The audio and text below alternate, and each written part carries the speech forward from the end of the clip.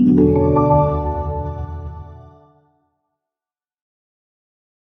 afternoon, rather. Sorry. Welcome to our webinar. I think that people are joining step by step. Welcome everyone to this Knowskite-x webinar, and I have the pleasure today to give you some words about the Knowskite-x project. Let me just share some ideas and concepts from Knowskite-x, a short overview. I hope that you all see my screen properly. And Knowskite-x is first of all a consortium of scientists, people working in industry, SMEs from all over Europe, especially from Italy, from Greece, from Austria, from Spain, and Portugal. And the topic we are focusing on is dealing with functional materials for energy storage and conversion. And more specifically, we are focused on carbon-based and mixed oxides with perovskite structures. The final use would be for supercapacitors or for fuel cells. And our approach is based on scientific based and rational. It involves many methods, including modeling at several scales of modeling, some artificial intelligence to boost the material discovery. And today we are mostly focusing on... Sorry, Elise. Oh, yeah? We lost your screen presentation. Antonella, I'm asking you to stop sharing your screen. Should be yours, Antonella. I didn't know it was. Oh, I am sorry. Okay. Sorry, Elisa. No, it's okay. Don't worry. Can you all see my screen again? Yes. Actually, it was more something to get the idea of what I'm saying, but it's not very mandatory. It's not the proper presentation. It's just another overview of the project. I was saying that today's purpose is mostly to go into characterization and get some new hints and new ideas by our speakers. We are mostly interested in Knowskite-x, in these oxides, this mixed oxide with a perovskite structure. And it's actually very well known from the bulk crystal structure. However, owing to the materials and the kind of application we are targeting, this is schematic, a short scheme of what we are dealing with. We have physisorption of gas phase molecules, surface reaction, and also diffusion of species, be it vacancies or ions, and also reaction and exchanges at interfaces. And in this case, there is a need to target relevant assessments, not only what is the easiest to evaluate, that is the bulk structure that makes a perovskite, but we also need to go a bit further. For example, to get a picture of the surface properties, it can be quantitative with the textural properties. It can be also the composition and the activity that is, of course, governed by the structure. We also wish to track minority phases, and in this case, we really need to be relevant to nanoscale. Of course, because we are also targeting diffusion and conductivity properties, we also seek for atomic size defects. And of course, because the applications we are targeting are not occurring under vacuum at 0K, we need to take into account the operating conditions. The idea is to be as relevant as possible, as relevant to the material, but also relevant to the community. And that is a reason why we also have in Knowskite-x an important work towards harmonization of the characterization procedures. So having said that, we have targeting this relevance, we will have a, a presentation by Professor Antonella Glisenti dealing with photoelectron spectroscopies, which is a powerful help in materials understanding, especially the understanding of the surface properties. It can be the composition and also the electronic activity and electron oxidation state. Of course, we still need the perovskite structure and the description at nanoscale. Then following Professor Glisenti's presentation, we will also have the chance and to meet our second speaker, Kirill Kovner from Iowa State University, and he will make a presentation on in situ XRD for predictive synthesis of materials. So in this case, we have structural investigation under given operating conditions. Finally, then not finally, there will be 4 presentations in this webinar. We will have a presentation by Chiara Pierantoni from the University of Padova, as is Professor Glisenti, and she will make a presentation on gas adsorption. So we are coming back to surface properties from the textural aspects. And finally, we have the chance to welcome Rui Maia from INL, the International Iberian Nanotechnology Laboratory from Braga in Portugal. And it will also present some hints in situ transmission electron microscopy and its application. In situ meaning that we are not under ultra high vacuum anymore. With this, I would like just to wish you a great webinar. And these are the contacts for the project. But today's, we really need to thank and to rely on the professional and proficiency organization by Sia Vashalizadeh and Professor Glisenti, who have very perfectly organized this webinar. And I would like to give the floor to either Siavash or Antonella. Maybe Siavash to just say a word and introduce our first speaker. Okay, hello everyone. No, I don't want to take more time, so just welcome everyone, and I hope everyone enjoy this very interesting webinar. So our first speaker is Let's Antonella Glisenti. She's a professor at the University of Padova and also a group leader.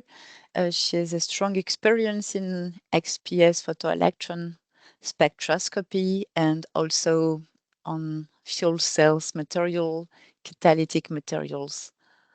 And I hope you can share your screen. Yes, I was sharing it before when it was absolutely not the case. Okay, let's see if I can. Okay. I think you should see my screen. Yes, it is perfect. Thank you. Thank you. Thank you for your presentation. Thank you to Shivash because actually he organized everything. He had no help from my side.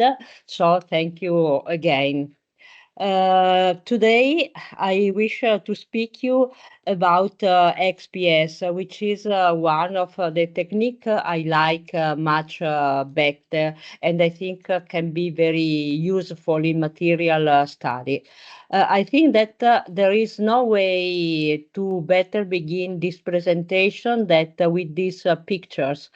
These are the portraits of Carl Sagan that received the Nobel Prize in Physics in 1981 for his research on photoelectron spectroscopy. And actually, I had the privilege to have a dinner with Professor Sigban in my young age. If Sigban was the father of XPS with his Nobel Prize, probably Einstein is the grandfather because he received the Nobel Prize in 1921 for the photoelectric effect, which is the fundamental effect in XPS. So, what is the essential part of XPS? During XPS, you use X-ray source to induce a photoelectric effect, and you collect the photoelectron emitted by our material, and you investigate the emitted photoelectron in a multi-channel detector. And the core, let's say, the main core of XPS is just the detector, the hemispheric detector that is usually the one which is much more visible in all instruments. As you know, we have the energy conservation law. So we have, in all cases, we keep this rule satisfied. So the energy of X-ray is then the sum of the binding energy of the photoelectron, the kinetic energy with which the photoelectron reach the detector, and the term that is called the work function of the spectrometer. So here is schematizes the working. We have the X-ray, a photoelectron is induced, and we go to study this photoelectron that is photoemitted. However, the situation in which we have a hole in an inner core is not a stable situation. Is going to evolve and can evolve mainly in two ways. One is that an electron from outside, let's say from a valence band, can replenish the inner core level, inner core vacuum, and the difference in energy can be emitted like X-ray fluorescence, or the one of the outer electron can replenish the voids, and the resulting energy can be used by another electron, a third electron that is photo emitted. This third electron is the Auger electron. As you can see, the kinetic energy of the Auger electron is not depending on the energy of the X-ray. It's just depending on the three levels that are involved in this process. Maybe you can say, okay, I don't care about this, but this is very relevant because when you change the energy of your X-ray, you can you can distinguish easily between Auger peak, whose kinetic energy do not change, from XPS peak that change their kinetic energy. So we frequently exploit this Auger peak. Moreover, being the Auger signal involving three different levels, of which usually at least one or two are in the valence band part. This is the position of Auger peak is very characteristic of the of element in different oxidation state. But let's go ahead with the XPS. In XPS, I show you we can consider the work function of the spectrometer, but and this is the representation of the relation I mentioned you before. But actually, as you know, we also have a work function in our material. So in this case, we if we are focused on our material, we are not looking at the spectrometer, we have these energy levels.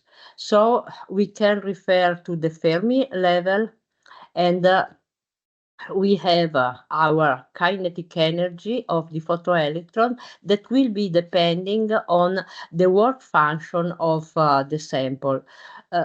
So actually we risk to make some confusion between the work function of the spectrometer and the work function of the material. That's why that's the reason we usually carry out a lot of calibration with this different material in this different position, so that we are sure now that when we read a certain value of binding energy, this is referred to the Fermi level, and is already considered, it's already determined and corrected the work function of the spectrometer. So from now on, when we speak about binding energy, we will be thinking about the binding energy with respect to the Fermi level. Okay. Uh, in spite of the origin of X-ray photoelectron spectroscopy, that is in the environment of physics, traditionally XPS is called ESCA, electron spectroscopy for chemical analysis. This is because of a very specific characteristic that XPS has, and this characteristic is the chemical shift. The chemical shift is the difference in binding energy between atoms that are not equivalent in terms of surrounding that are not equivalents in terms of oxidation state, or obviously not equivalents for their identity. So in practice, we have that the same level 1s of oxygen give rise to a binding energy of 530, and the same 1s for carbon is more or less 290 eV. So different element, the same level of different element have different kinetic energy and binding energy. But also the carbon in different compounds is characterized by a different binding energy. So chemical shift is also allowing to distinguish between the same element in different compounds. The model that describe this kind of behavior is just a potential Coulomb potential model. So the chemical shift is proportional to the potential. One thing that we consider now, just for a few nanoseconds, is that the chemical shift reflect the difference in the initial state charge distribution. And this we will keep in mind to avoid any confusion. Another characteristic of X-ray photoelectron spectroscopy is that is a surface-specific technique. This is due to the fact that, in spite X-ray are characterized by a high penetration depth, the photoelectron are not characterized by a high mean free path. In particular, photoelectrons are subject to an elastic scattering that decrease their energy. So only the photoelectron in this image, photoelectron A, can reach the detector without without losing their kinetic energy. A lot of electrons reach the detector, but have lost a lot of their kinetic energy, and they go to constitute the background of the XPS spectrum. Here, in each of these steps, you see the contribution due to the B photoelectron to the spectra. The only peak we can see are due to the photoelectron A that are not subject to any anelastic scattering. This is the typical representation of this effect. This is the escape data expressed at inelastic mean free path of our photoelectron.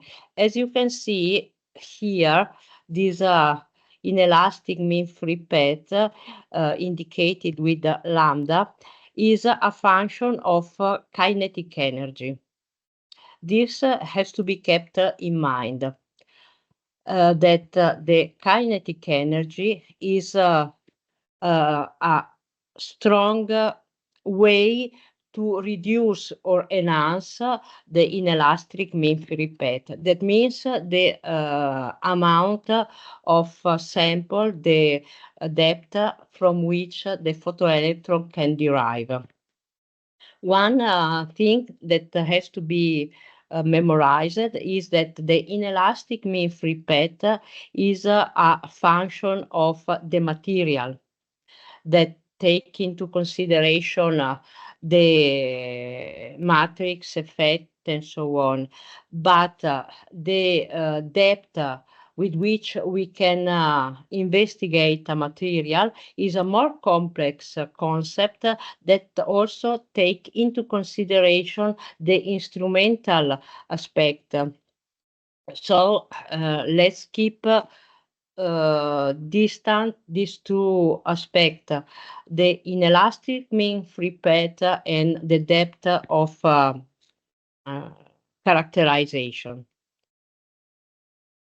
So let's try as an example to understand how we can decide what we need inside our spectrometer. The source as an example. As I told you, the sampling depth is depending on the kinetic energy of the photoelectron. This means that if you use a different X-ray source and you have a different kinetic energy that characterize this X-ray line, you can have a different escape depth of the electron, a different inelastic mean free path. In particular, if you use a very high energy line, such as silver, you can investigate much deeper into your sample than if you use, as an example, titanium. Another thing that has to be considered is the full width at half maximum of the X-ray line. Why this? Because the resolution you can obtain in your spectrum that is corresponding to the full width at half maximum of your signal is the sum of two contributions. One that is the intrinsic stability of um, the situation in which you have a hole in a core level. And the other is the full width at half maximum of the source. So if you want a good resolution, you has not to consider silver. You'd better to consider magnesium or aluminum. The third contribution, the third aspect that is relevant to decide for which source to use is the range. The signal, the higher peak you can have in your spectra is magnesium 1s, that is slightly higher than 1300. This means that with source magnesium, you cannot see Mg1s line. You can see all lines, all the elements in the periodic table, except hydrogen, obviously, with aluminum. So this is the reason aluminum is the more frequent source in this kind of instrument. But this doesn't mean that you cannot have the need to use another one. Let's look a little bit to the detector. Detector is hemicycle one and is composed by two parts, the outer and the inner part of the detector, and they are characterized by different potential different. Only the photoelectron that has the same kinetic energy comparing to the energy corresponding to this difference of potential can cross the detector. This means that here in the entrance, the photoelectrons are just accelerated or slowed down until they reach the required kinetic energy to pass through the detector. This kind of detector is characterized by this relation. So the resolution of the peak is that is delta E here is exactly related to the kinetic energy of the photoelectron. This is the reason we need to operate always at a constant difference of potential. This means operating at a constant pass energy, because otherwise, when we change this potential, the difference in potential from inner and outer side, of this HDA, you change the delta E and so the resolution. If you increase this pass energy, you have a very strong signal and you have a very high sensitivity in your analysis. If you decrease this pass energy, you lose in sensitivity and you gain in resolution. Here, in fact, you can see the full width at half maximum of your peak as a function of height, meaning with the increasing or decreasing the pass energy of you select. Here you see the pass energy go from 2 to 20. And increasing this pass energy, you can increase the peak intensity, but you also increase the full width at half maximum, so you decrease the resolution. This has to be kept in mind always. Let's go a little bit inside the XPS. XPS is described as all aspects that of phenomena that concern atoms. In this way, then means with the wave function, the initial wave function that describe the starting state of the atom, and the final wave function that describe the final state, and the photoelectron. Here, in this very simplified relation, we see that we have a starting state in which the atom have all the electrons, and the final state that is differing from one electron, the photoelectron, which is emitted. And this is a great approximation, and the energy values are described by the traditional Hamiltonian that describe the phenomenon. Usually, when we study an XPS spectra, we operate in the Kuhlmann's theory approximation. We consider in simple power word that we consider that the final state, the N11 state, is just a frozen situation. We take a photoelectron away, and the atom just remain as it is, does not rearrange. In this case, with this approximation, the binding energy can be described as the ionization energy corresponding to the state K, 1s, 2s, the one you like, can be considered the the ionization energy of the specific state. And can we always use this approximation? The answer is fortunately no, because we exploit a lot of secondary effect that derive from the fact that we do not operate in the Kuhlmann approximation. We have the interaction of configuration between the starting state and the final state.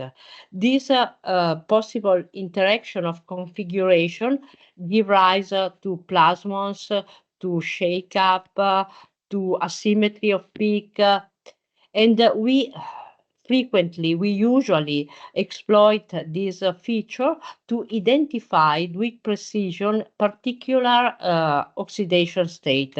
As an example, we also use it during the characterization of the Fiaxel sample.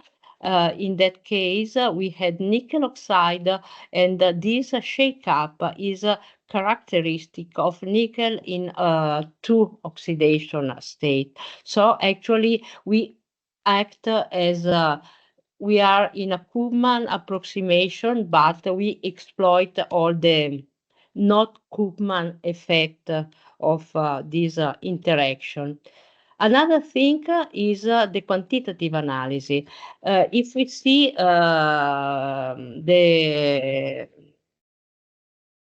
theoretical test, you see that to have the intensity, the quantitative analysis, you make use of a lot of modeling. The modeling we use traditional is the semi-infinite specimen simulation, which is reported like here, taken from the mythic Fadley contribution of a lot of years ago. This is rather terrible, because you see the intensity of each signal is depending on a lot of parameters that are instrumental. And not only this, but these parameters are also at their time, depending on the kinetic energy of the photoelectron. So in principle, we can never have use the absolute intensity of an XPS peak. We can have the relative intensity, the atomic composition, as a relative amount. And when we read our data on the instrument, they are already corrected for two aspects. One is the cross section, the probability of the photo emission phenomenon, and the other is lambda, the escape depth. Otherwise, we should have a composition that is dependent on the kinetic energy. Let's consider always, I think, that this correction is made in taking these semi-infinite specimens as a reference. If your sample is not homogeneous in the sampling depth, this correction is not anymore valid. And if it's the case, you just go and take another sample, another model to simulate your sample. One relevant possibility of XPS is that you can tilt your sample or the detector in case, because one thing that is always constant is the mean mean depth, that is the mean depth of the photoelectron. So if you keep constant the path of the photoelectron, you can also change, moving your sample, the escape depth. So if at this in this case you can see the depth, the path of the photoelectron is the same, but if you go perpendicular to the surface, you are investigating more in depth. What does this mean? This means that if you go at low, you decrease the angle between the detector and the surface, you can emphasize the role of the surface. So in this case, at low angle, high angle with respect to the perpendicular, you see a more evident contribution due to silica oxide. In a sample, do like this: silicon oxide and silicon. And you can emphasize the answer of the surface. The rule is just explained by trigonometry. If you want to go inside, looking to your sample, inside, you need to operate with ion sputtering. You need to remove with ion gun the successive layer of your sample. If you do like this, you can see, as in this example, that you have a small, very thin layer of carbon contamination, followed by a tantalum oxide layer, and all these are deposited on a tantalum metal layer. So you can have an exact idea of how one interface is made and how thick is the deposited layer you obtained. Another very complex, I guess, application is the X-ray photoelectron diffraction that make use of the so-called forward scattering direction. In this case, you can collect XPS spectra in the 3D, and underline the forward scattering, the direction in which you have a sort of ordered crystallography structure of a surface. This, as an example, is the result obtained depositing in an epitaxial layer iron oxide on platinum 111. And as you can see, here is the platinum, the iron and the oxygen structure that with opportune model can give rise can describe you the surface crystalline structure. And these data can also be elaborated to obtain a XPD holography substantially, so have a better description in the 3 dimension.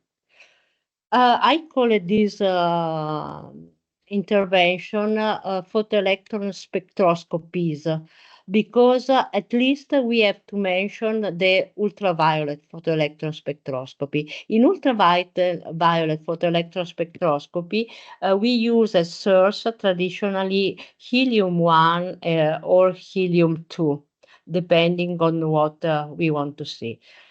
This line has that are obtained by discharge, electric discharge, are characterized by a very narrow full width at half maximum.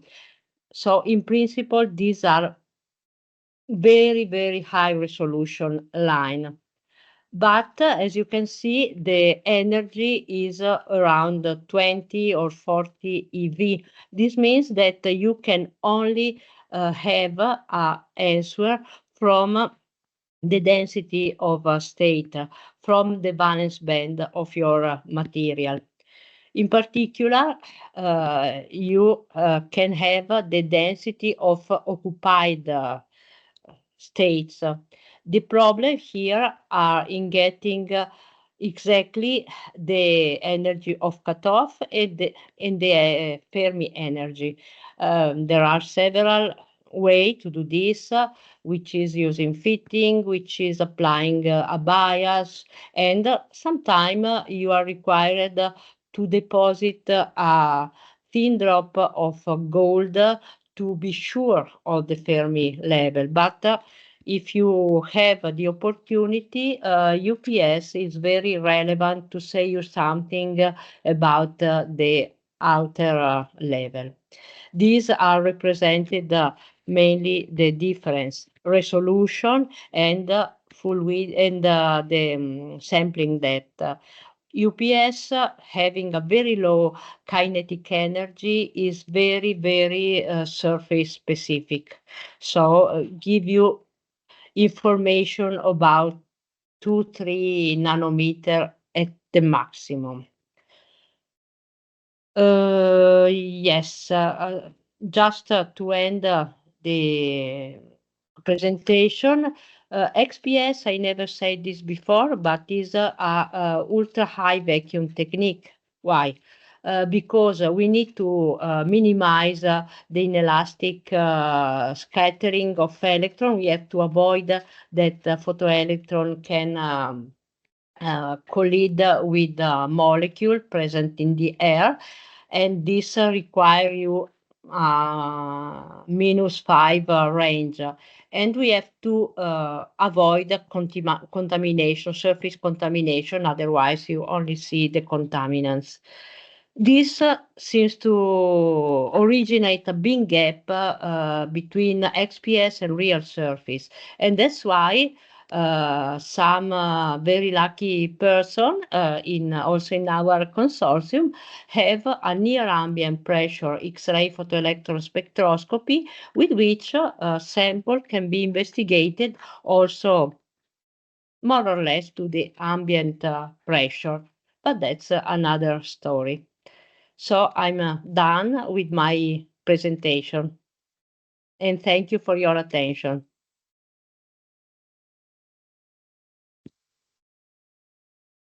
Thank you very much, Antonella, for this very interesting and highlighting presentation. The floor is open to discussion or questions to Professor Antonella Glissanti. So feel free to raise your hand, and we will do our best to give you the word. Yes, I think that we have a question from Rui Maria. Hi, thank you for your presentation. I have a question. It's a very generic, it's somewhat generic question about XPS, but that has always been a little bit of a challenge for me. What exactly causes, or how do you how are the shake-up peaks explained? The What? shake peak exactly is are due to the fact that the photoelectron, the primary photoelectron, can interact with the electron in the valence band. The part of the kinetic energy of the photoelectron can be absorbed by the electron in the valence band that that are excited to higher level, Okay. or that are photoionized, that are ionized. Having passed the energy to the to the electron present in the valence band, the originary kinetic energy of the photoelectron is decreased. So you see the peak at higher binding energy, a lower kinetic energy, because part of the energy of the photoelectron is sacrificed in favor of the electron of the valence band that are excited, and you have the shake up, or that are ionized and are shake off. Okay, Peak. I understood. Okay, okay. And in this near environmental condition XPS that you referred, how do you deal with the surface contamination? I know you said you just briefly talked about it, so I don't know exactly how much Usually, you worked with it, but I wonder how you deal with surface contamination since XPS is such a surface sensitive technique. yes, this is a very good question, and probably Elise can answer much better than me. We use this technique at Max 4, and in that case, we had some sample that were put in the fast entry to degas the more weakly absorbed molecule, like water, as an example. Then the surface, as it was put in a very small chamber in which we were near ambient pressure with our reactants, ammonia, carbon dioxide, and so on. And so, yes, the surface react with the gas, but with the gas we want to test the interaction. Okay, thanks. Probably Elise has much more No, experience than me. actually, Antonella, you answered perfectly, because it's not a contamination anymore if you are just inducing the changes of the surface by the in situ conditions.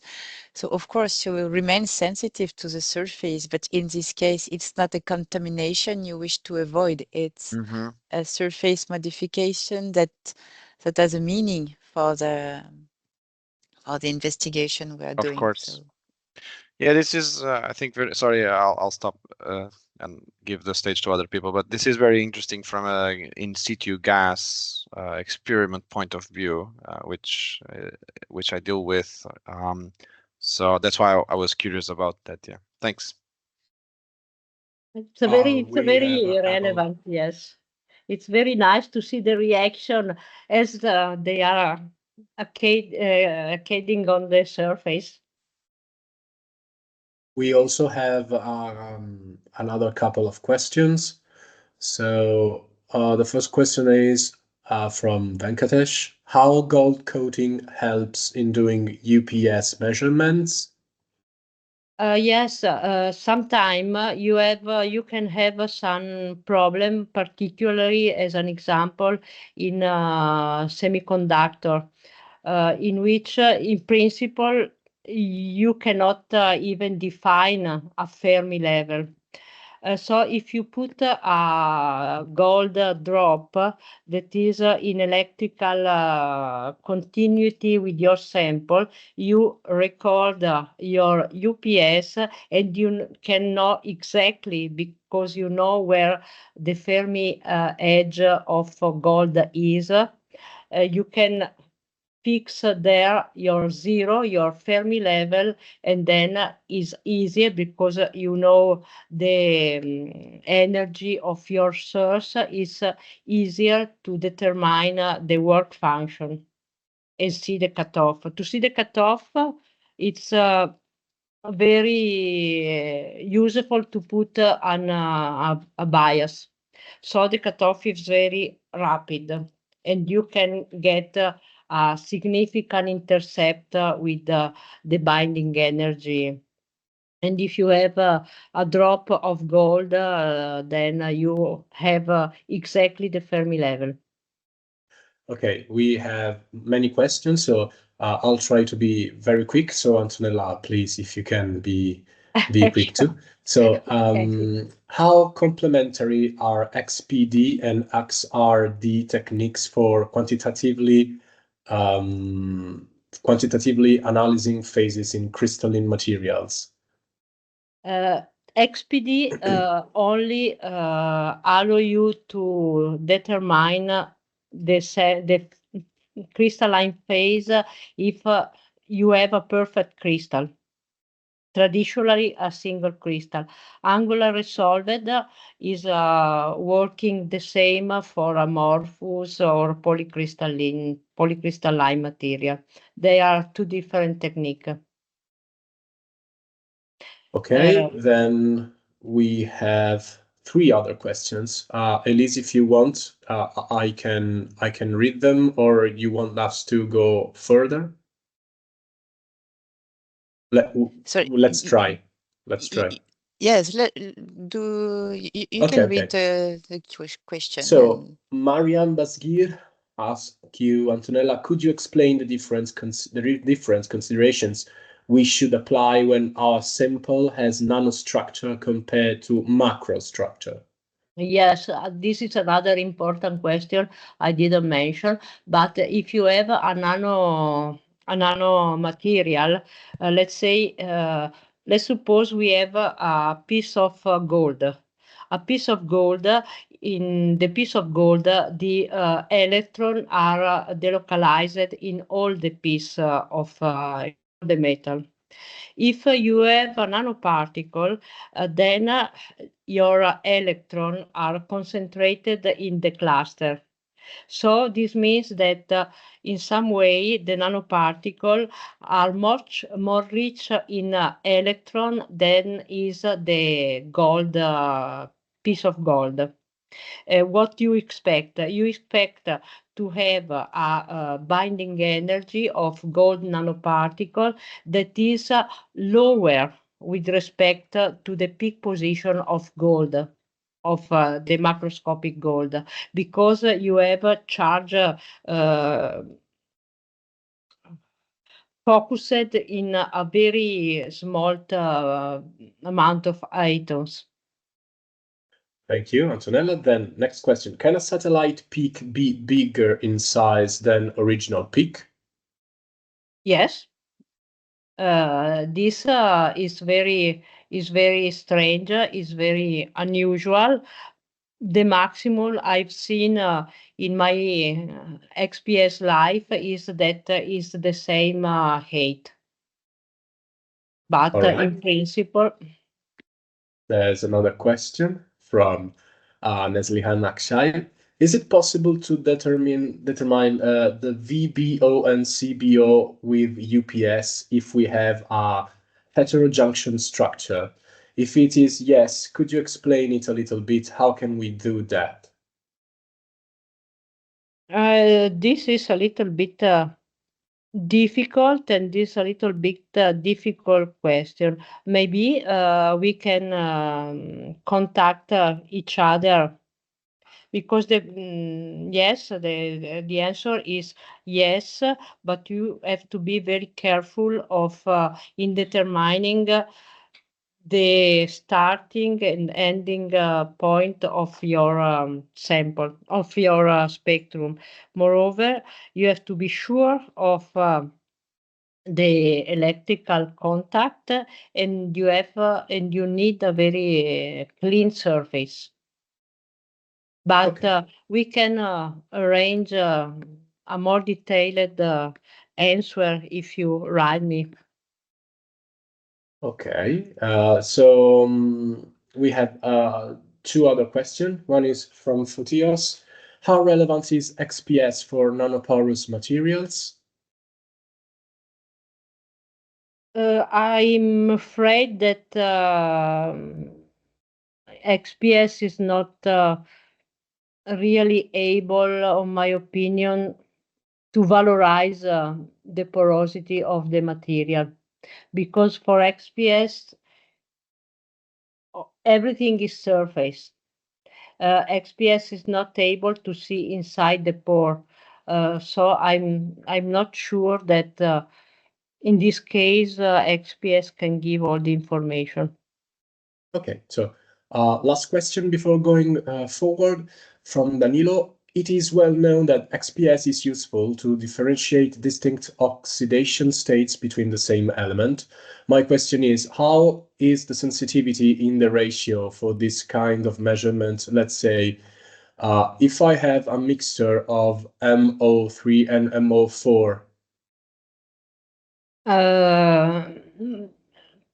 The model is very easy, so you can also calculate by yourself. If here you have elemental molybdenum, here you have 6 molybdenum 6, you can just draw a straight line that can give you an idea of how much is the shift. For what is concerning molybdenum, if I'm not wrong, you have more or less something less than 1 EV from one oxidation state to the other, which can be, you can begin to see this difference. But probably fitting, you have to get help from fitting. However, in aluminum or magnesium, the fluid half maximum of the source is 0.8, 0.9 EV. So is more or less the same order of this distance. So yeah, not a lot less than this. But if you have a narrow source, then you have more, or if you have the synchrotron, in that case, you have the contribution of the source is very small, and you can see a very nice resolution. With the traditional instrument, you can see the difference between molybdenum 4 and molybdenum 6, more or less. But the peak are superimposed. Thank you. Elise, it's up to you. Thank you very much, Professor Glissanti. Thank you so much, Antonella, for this very pedagogical and practical courses. It was really interesting. And if you agree, so maybe if anyone has more complex questions or wishes to enter in contact, I think that it is possible to just write you an email and Yes, engage a more yes. Just feel free to in depth. write me. Exactly. discussion. Thank you very much once again. Thank you to you Yes, for and inviting. our next speaker is Professor Kirill Kovner. He is a full professor at Iowa State University with various research topics ranging from solid-state physics to chemistry of functionalized materials. He and his group are triggered by the discovering of structural property relationships to sustain the rational design of materials, which makes him a speaker of choice for our Knowskite-x webinar. His contribution today is entitled In situ X-ray diffraction to guide predictive synthesis of materials. Professor Kovney, the floor is yours. Thank you. Thank you. So can you hear me?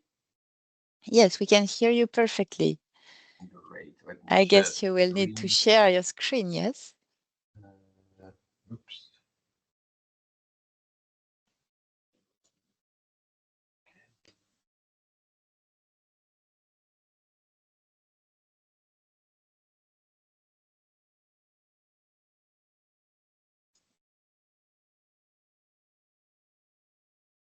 Let's see.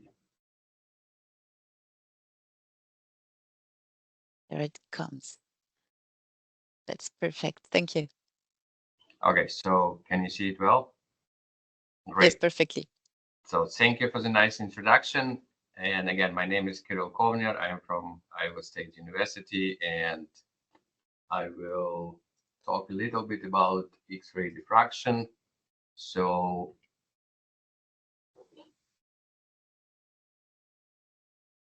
okay, so that's how a typical lab day looks like. So we are chemists. We like to prepare compounds, and I would like to start with acknowledging my group. So that's a very talented group of students who did all the work and follow some crazy ideas which we sometimes have. We have wonderful collaborators all over the world. We work a lot with national facilities, with synchrotron and neutron sources, and funding for this work came from Department of Energy and National Science Foundation. So in my group, we synthesize materials for various applications, so ranging from thermoelectrics to catalysts, photovoltaics, nonlinear optical materials, and synthesis is all the time an important part. So today I would like to talk a little bit about how X-ray diffraction can be related to synthesis. So let's start first with some very basics of a diffraction. Diffraction can be observed for many different waves. So that's an example of an art object, which is also a sound diffraction lattice. So it's designed to have some interference of sound waves. I believe it's somewhere in Madrid. But if we look back into history of the Nobel Prizes, the very first Nobel Prize in physics was awarded to Wilhelm Conrad Röntgen for discovering of the X-rays. And that was very kind of significant breakthrough because that's what we still use a lot nowadays. And funding for the work was not very great at his time as well as now. So he was using what was available, and this is a photo from historical archive, one of the very first X-ray image of his right hand. So you can see the ring because of metal absorption, so it looks darker. But again, basically, diffraction can be absorbed by any kind of waves. So, and when it's occur from some periodically arranged objects, the wave may end up, so you can have constructive and destructive interference, which will produce maximum and minimal intensity. And to achieve this effect, the distance between objects should be comparable to the wavelengths. So if you would like to see a diffraction from any kind of crystal structure, we need to have where interatomic distances are on the order of 1 angstrom. We need to use waves which also have around 1 angstrom wavelengths, and that specifically fits the X-rays. And so today we will mainly talk about powder diffraction, so diffraction from polycrystalline samples. And the best way to discuss it is to consider diffraction from so-called Miller planes. So Miller planes are imaginary planes which you can generate in any periodic lattice. And when you generate them, the only requirement is that they are parallel to each other and they're equidistant from each other. Then you can, create huge number of these planes. So as close as you want. But each of this set of planes will be unique and characterized by its own so-called HKL indices. They're called Miller indices. And for simplicity, we can tell that this HKL corresponds to number of segments in which A and B and C axis of this periodic lattice are cut by these planes. And again, so these HKL indices are uniquely related to this interlayer distance. So if you know the dimensions of this unit cell, dimensions of kind of translation vectors of your lattice, and you know HKL indices for each given set of planes, you can calculate interplanar distance labeled as DHKL. And then what Bragg suggested, so it's to consider this diffraction. Oh, yeah, let's just show some examples. So this is a copper FCC lattice, or FCC lattice of many other metals. And so again, if you want to place these planes, you can tell, okay, so this, for example, would be 001 planes, so planes which are perpendicular to C with interlayer distance of one unit cell. If it would be 002 planes, the distance between them would be half unit cell. And then again, you could get like 110, 210, 310. So you see they're still cutting A, for example, in 3 parts. You can have 111 and so on. So why we need this plane? Because if it follows the Bragg idea of diffraction, so if we consider 2 rays, ray 1 and ray 2, and they get scattered by this plane, so ray 1 by the top plane and ray 2 by the bottom plane, condition for the diffraction and that the difference in pathways for these 2 rays for diffraction maxima is proportional to integer number of the wavelengths. And as you can see, so these rays coming in parallel, and the only difference in their path would be these 2 blue lines here. So because we put this perpendicular line, so these red parts are equivalent. And so to calculate the difference in their passes, we need just figure out what is the length shown here in blue. And that again, if there is an incoming angle which is theta, then that angle also going to be theta. And then using simple geometrical relation, idea is that the difference in their passes is, one blue line would be this DHKL multiplied by sine theta, and you have 2 of them, so you'll get this 2 DHKL sine theta. And again, DHKL is at interlayer distance, so because we selected these planes to be parallel and equidistant from each other, so that's what we use this DHKL here, the distance between the planes. And if we would satisfy the condition that the distance in their path equal to integer number of wavelengths, so we'll get this famous Bragg equation for the diffraction. So what is important that again, each set of HKL planes will be characterized by its own diffraction angle, so you'll get a unique diffraction pattern. And each crystalline compound, because it has its own kind of unit cell dimensions and arrangement of atom in a unit cell, each crystalline compound will be characterized by sets of reflections, which may be considered as a diffraction fingerprint of a compound. And since the discoveries, like in the beginning of 20th century, X-ray diffraction, powder X-ray diffraction has been very widely used for different applications, from qualitative phase analysis to identify some mixture of a compounds, to like quantitative determination of a unit cell, estimation of particle size, which is widely used in the nanochemistry, crystal structure refinement. There are a lot of progress in that in nowadays. But what we will talk today is kind of studies of the phase transitions.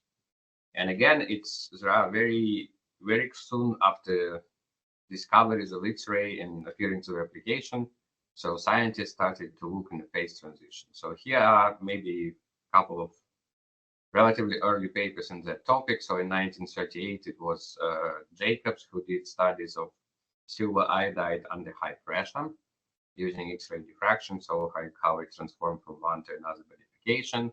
And then it's Bragg himself who studied diffraction at high temperatures, so how temperature affected. And again, it requires, of course, some special setup to design, because you need to be able to apply that pressure or temperature was inside the diffractometer, but it provides very useful and unique information. And that was that area was relatively limited until another important scientific development, which was development of synchrotrons. So nowadays we have a lot of synchrotrons all over the world. So here just a few examples. They all, as you see, they're all rings, because what they have is electrons going in a ring, and then due to some bending magnets or undulators, they are tilted, and then huge amount of X-rays is emitted, which then goes through some stages to produce very monochromatic and unique radiation. And that's allowed to generate very high flux, high brilliance, parallel kind of beams of X-rays, which allow for a lot of research in different areas. But again, speaking about X-ray diffraction, you may get, for example, very, very high resolution diffraction patterns where you completely will remove the, or suppress significantly, let's say, instrumental broadening, so you get very, very sharp peaks. So this is at Argonne National Lab at Advanced Photon Source near Chicago, high resolution diffractometer. So that's how your peak's going to look like, with full width of Hall maximum around 0.005 degrees. And it's also get very, very good signal to noise ratio. So here you see in this part of the pattern, it's multiplied by 20, and you can still clearly see very nice and intense peaks over background. So, and again, it's heavily used in analysis, because if you run your diffraction, for example, in the lab, so that's just one example, you will see a pattern like this. And if you run the same sample at the synchrotron, you will recognize that actually these broad peaks is composed of like 6 different peaks. So here it's even more. And so everything can be very well resolved and analyzed. And again, when we work on that, we recognize that depending on how we synthesize material, we may, for example, produce different phases. So it's one of the examples here shown for this barium-8 copper-16 arsenic 30 compound, where if we do synthesis at 900 degrees C, we get these broad peaks which correspond to a cubic phase, and that's calculated pattern. So what we expected to see for a cubic phase, as the stars indicate some admixture peaks of a secondary phase. However, if we perform synthesis at 600 degrees C, so we get this blue pattern, and again, composition is still exactly the same. And again, that's what we would expect. So we have to make a structural model with significantly reduced symmetry, increased unit cell size. And we see these multiple peaks. And again, red one is calculated, blue one is experimental. And as you can see, there is very nice match between them. And the reason for this is because in a cubic phase, we have this framework of copper and arsenic, which is completely random placement of copper and arsenic in a framework. And if synthesis is done, so entropy kind of wins, and we get random alloy here. While at low temperature, we have a complete ordering. So copper and arsenic sitting in its own size, and it's a completely ordered structure where they do not share the same crystallographic position. So, and to this again shows us that depending, for example, on synthesis, even if your composition is the same and you seem to get the same type of a structure, you may still have some features which are different. And that brings us to the topic of today's lecture, because to talk about synthesis. So if we work in, for example, solid state chemistry, that would be a typical structure of your manuscript, where you would, after some introduction, discuss how your material is synthesized, some methods to characterization. And then majority of the paper would go about the structure and properties. However, I mean, synthesis, I think it's very underappreciated part of this manuscript, because it's assumed that you should be able to synthesize material, you should be able to get it in clean form without admixtures, and that's kind of a minimum requirement. But very often it's challenging to do, and that's, for example, quote from my own paper. So it's these 2 sentences in yellow. Here it's how a material was synthesized, and what is hidden in the 2 sentences here is that it takes us like 50 optimization reaction. We use some in situ beamline to nail down these conditions, and again, we only just report it as a single sentence. So this is still working conditions is the correct one, but there is a lot of kind of background which is omitted. And our inability to synthesize materials is important, because nowadays development of different computational methods is very exponential. And there are a lot of ways, for example, to predict new crystal structure, to predict new kind of interesting properties in some hypothetical structures, which again, this prediction may go from simple like curiosity, kind of chemistry concepts, and all the way to these high throughput calculations, machine learning, and so on. However, like this is a huge number of compounds predicted, which is now goes to like hundreds of thousands. If you look what was successfully synthesized, especially if it was not just simple substitution of, sodium with potassium, but something more unique, it would be really like several dozens of examples. And the reason of this huge gap between these two is because, of course, maybe not all computational prediction is correct, but it's also that these computations, they're not taking into account how to synthesize these predicted compounds. And we may not have been, like that great in synthesis in the sense that we can synthesize anything we want. And it's not only kind of that synthetic scientists are not that skilled, but they have to deal with a lot of kind of difficulties, which is illustrated with this picture. So because you have to deal with the thermodynamics, which is all the time in place. And sometimes you may want, for example, to synthesize metastable compounds. So you still have to find thermodynamic products. Then you have a kinetics. So very often it's maybe a reaction which involves at least one phase in a solid form. So kinetic barriers may be substantially high. And kinetic of reaction may be slow. And you need to know what it is before you can kind of modify it. And the third one is diffusion, because again, it's in a reaction in a solid state chemistry, you may have materials which one of them is in a gas phase, another one in a liquid, and third one in a solid.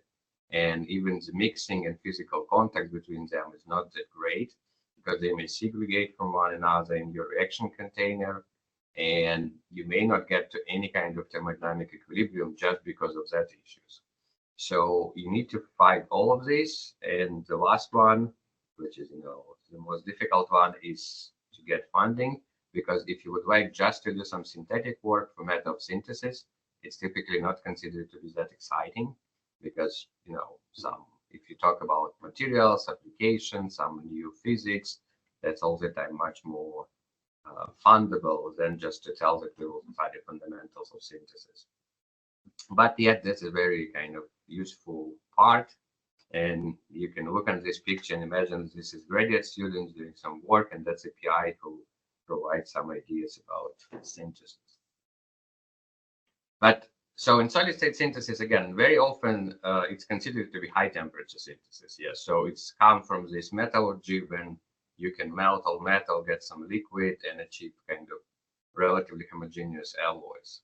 So in high temperatures, temperature is your kind of friend because you provide good sample homogenization, diffusion will be fast, and you will get thermodynamically stable products. At the same time, if your temperature is above stability limit of your compound, so if your compound is unstable at that condition, that's not what you want, especially if it decomposes very tactically. You may have volatile component, phosphorus, arsenic, sulfur, which would leave your reaction container at high temperatures. And again, you not all the time want thermodynamic products. So you have to often look for some more creative synthetic ways. And traditional solid state chemistry, it was that you start with some starting material, apply a treatment. So for example, temperature treatment or pressure treatment or both, and produce products. You analyze the product. If that's what you want, it's great. If it's not what you want, you have to guess what happens here in this black box under reaction condition, and then somehow modify either starting materials or the conditions here. Right now, again, the solution to that you can do in situ studies of synthesis. So very schematically, it looks like, so you perform your synthesis, for example, if it's under temperature at a X-ray beam. So you'll have a heating element here, you'll have your sample between them. And during your reaction, you can shine X-ray and collect the powder X-ray diffraction data. So that can be done, within like matter of seconds. And so during your reaction profile, you can get very, very nice panoramic view what's going on in your reaction mixture. So just to give you one example from our work, so that's when we want to produce this compound barium-2 zinc-5 antimony 6. So we started with that mixture of the precursors, and at the synchrotron we were heating it up. So this is a so-called waterfall diagram. So every horizontal line here is powder diffraction pattern, and intensity of diffraction peaks is given by color. So the brighter it is, the higher the intensity. So here we start to heat it up to this temperature around 470. It was no much changes other than thermal expansion of the compounds. And then the target phase formed and existed for around 120, 130 degrees C. And then it decomposes. So what we see, it decomposes to this barium zinc to antimony 2 and probably melt, because again, this method only can probe crystalline phases. So that experiment, which all together at the synchrotron, it maybe like 1 hour, clearly give us a temperature window, also how we call it synthesizability window, where you can produce single phase material over target phase. And again, if you do it in blindly experiment, imagine you started here, you heat it over here, you will not see this target phase at all. And you may even kind of give up, or you would need to do multiple attempts until you figure out what is the correct temperature. So now, instead of relying on the luck or chemical intuition, we can rely on very clear temperature map, which will tell us when this will happen. And we will come back in a few slides about that synthesizability window. There are different setups how this in situ diffraction can be done. So that's one which again used at Argonne National Lab. So basically what you have, this is your X-ray detector. Here you have a setup. If you zoom on this, that's how it looks like. So your cell is placed right here, an X-ray coming from this side. That's the cell itself. So these two white ceramic cylinders, they have the heating element wrapped around them. And inside this is a shielding capillary, which is larger in diameter. You put a reaction capillary. So the reaction capillary has inner diameter of 0.5 millimeters, so it's very small silica capillaries. It's filled with your reactants. And then, for example, because we want to mimic to as close condition as we see in the lab, so we evacuate it and seal it. So there is vacuum inside at room temperature. And then we place it in and see what happens. So that's similar to the setup which is used in the lab. We just use larger scale silica ampoules, larger in diameter, and still run reaction at the similar setups. But again, that can be tuned for any kind of, not any, but for many synthetic condition you can imagine. And this setup goes to 1000 degrees C. And you can get very fast heating rate if you want, or you can do it slowly. So it depends on your experiment. And basically every, let's say, few seconds, you collect a diffraction image which looks like that. So multiple rings here. Then you integrate this and you get a diffraction pattern. And then again, you can do it continuously. So you get a diffraction pattern every like 10-15 seconds. And you do this contour plot, where again intensity tells you, position of a diffraction peaks, and you can clearly see like that this was your, for example, starting material in that experiment. Then something new started to grow, then that new phase disappear again, and then another new phase appear afterwards. So, for example, it depends what you would like to make. If you would need this material, you would need to go to higher temperature. If you need this one, you would stay here. So that depends what kind of information you would like to extract. And there are different ways to plot this, but it still will be similar idea. So if you would like to work with, again, this setup, it's relatively good to mimic this solid state reaction. But for example, if you're doing solvothermal chemistry and you would like to put a solvent in it, at relatively high temperature, solvents will, like solvents, I mean something like ethanol, water, the solvent will expand and actually shatter the capillary, so you'll have small explosion, which synchrotron, folks would not appreciate. So you would have to go to a different setup. And in this case, if we would like to do, for example, solvothermal experiments, we use a longer capillary, which are open on one end. Again, we load our samples and solvents here, and that's now something like 1 millimeter in diameter capillary. We place it vertically here to a setup which we can pressurize. And so what happens, we have this capillary with solid materials and a solvent. It's pressurized with an F gas, and you can reach atmosphere of 500 psi, for example, 1,000 psi. It depends what you want. So that in this way, this pressure helps you to contain, your solvent even at high temperatures, which is above the boiling point. And it's some kind of mimic autogenous pressure which is developed in solvothermal reaction. And again, you can use a hot blower to heat it up, because in these cases you don't need to go to 1,000 degrees. You typically stay within 300-400 degrees C maximum. So use a hot blower to heat it up, and then again X-rays are coming from the side, and you get a lot of information of what's going on in your system. So with that, again, let's just quickly talk about these outcomes of such experiment. So again, as I mentioned, some cases we see that these synthesizability windows may be really narrow.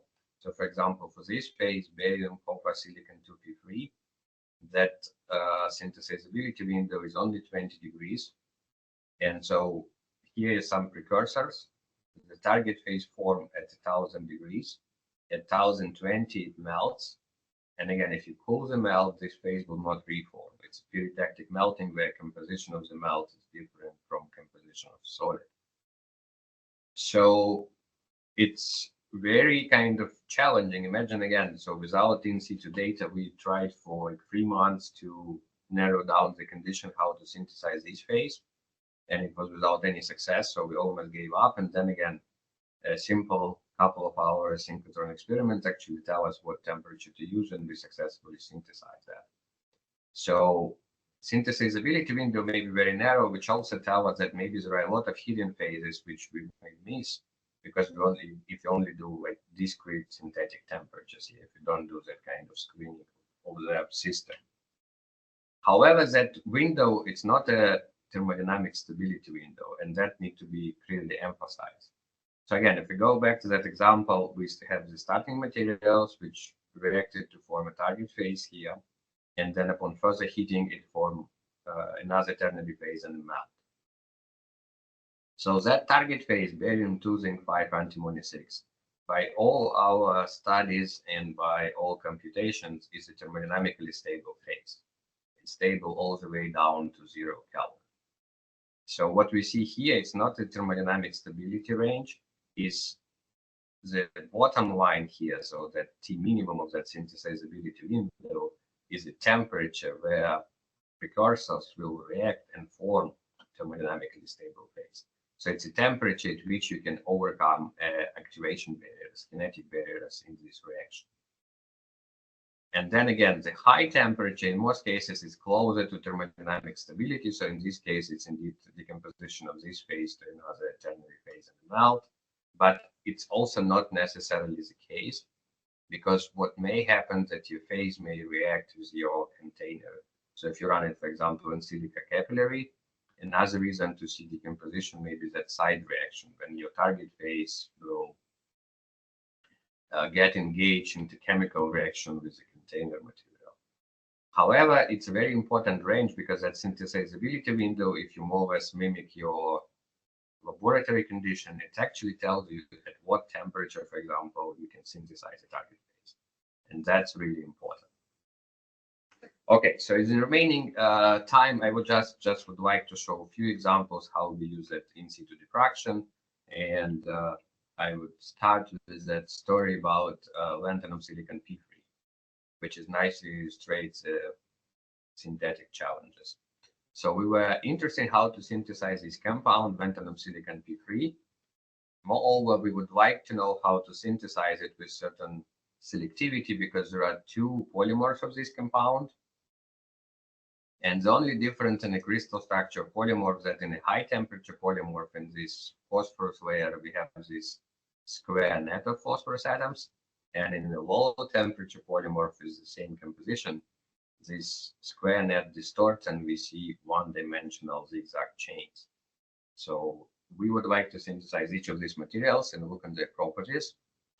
And that was challenging because whenever you start, for example, with elements, like take a reaction of lanthanum plus silicon plus phosphorus, the products were like lanthanum phosphide and silicon phosphide, which was a then was a reaction. So that two solids may be annealed for like weeks at very high temperature, no reaction. Lanthanum phosphide melting point is around 2600 Kelvin. And what our idea was is to take two refractory elements and combine them together. So we arc melt them. We form this compound lanthanum silicon. So here it is on a phase diagram. It has 1600 degrees C melting point, which may be counterintuitive because it's higher than for silicon itself or for lanthanum. But it's a reactive compound. So when it's engaged in a reaction with phosphorus, in a very short time, we can produce a target phase at lower temperature. And how we know that, again, we did that in situ diffraction experiment. So this is our starting materials. We heat it up. We see that at this temperature range, we form low temperature polymorph. So in its formation starts around 600 C. And then again, when you heat it up, you see a phase transformation from this one to this one.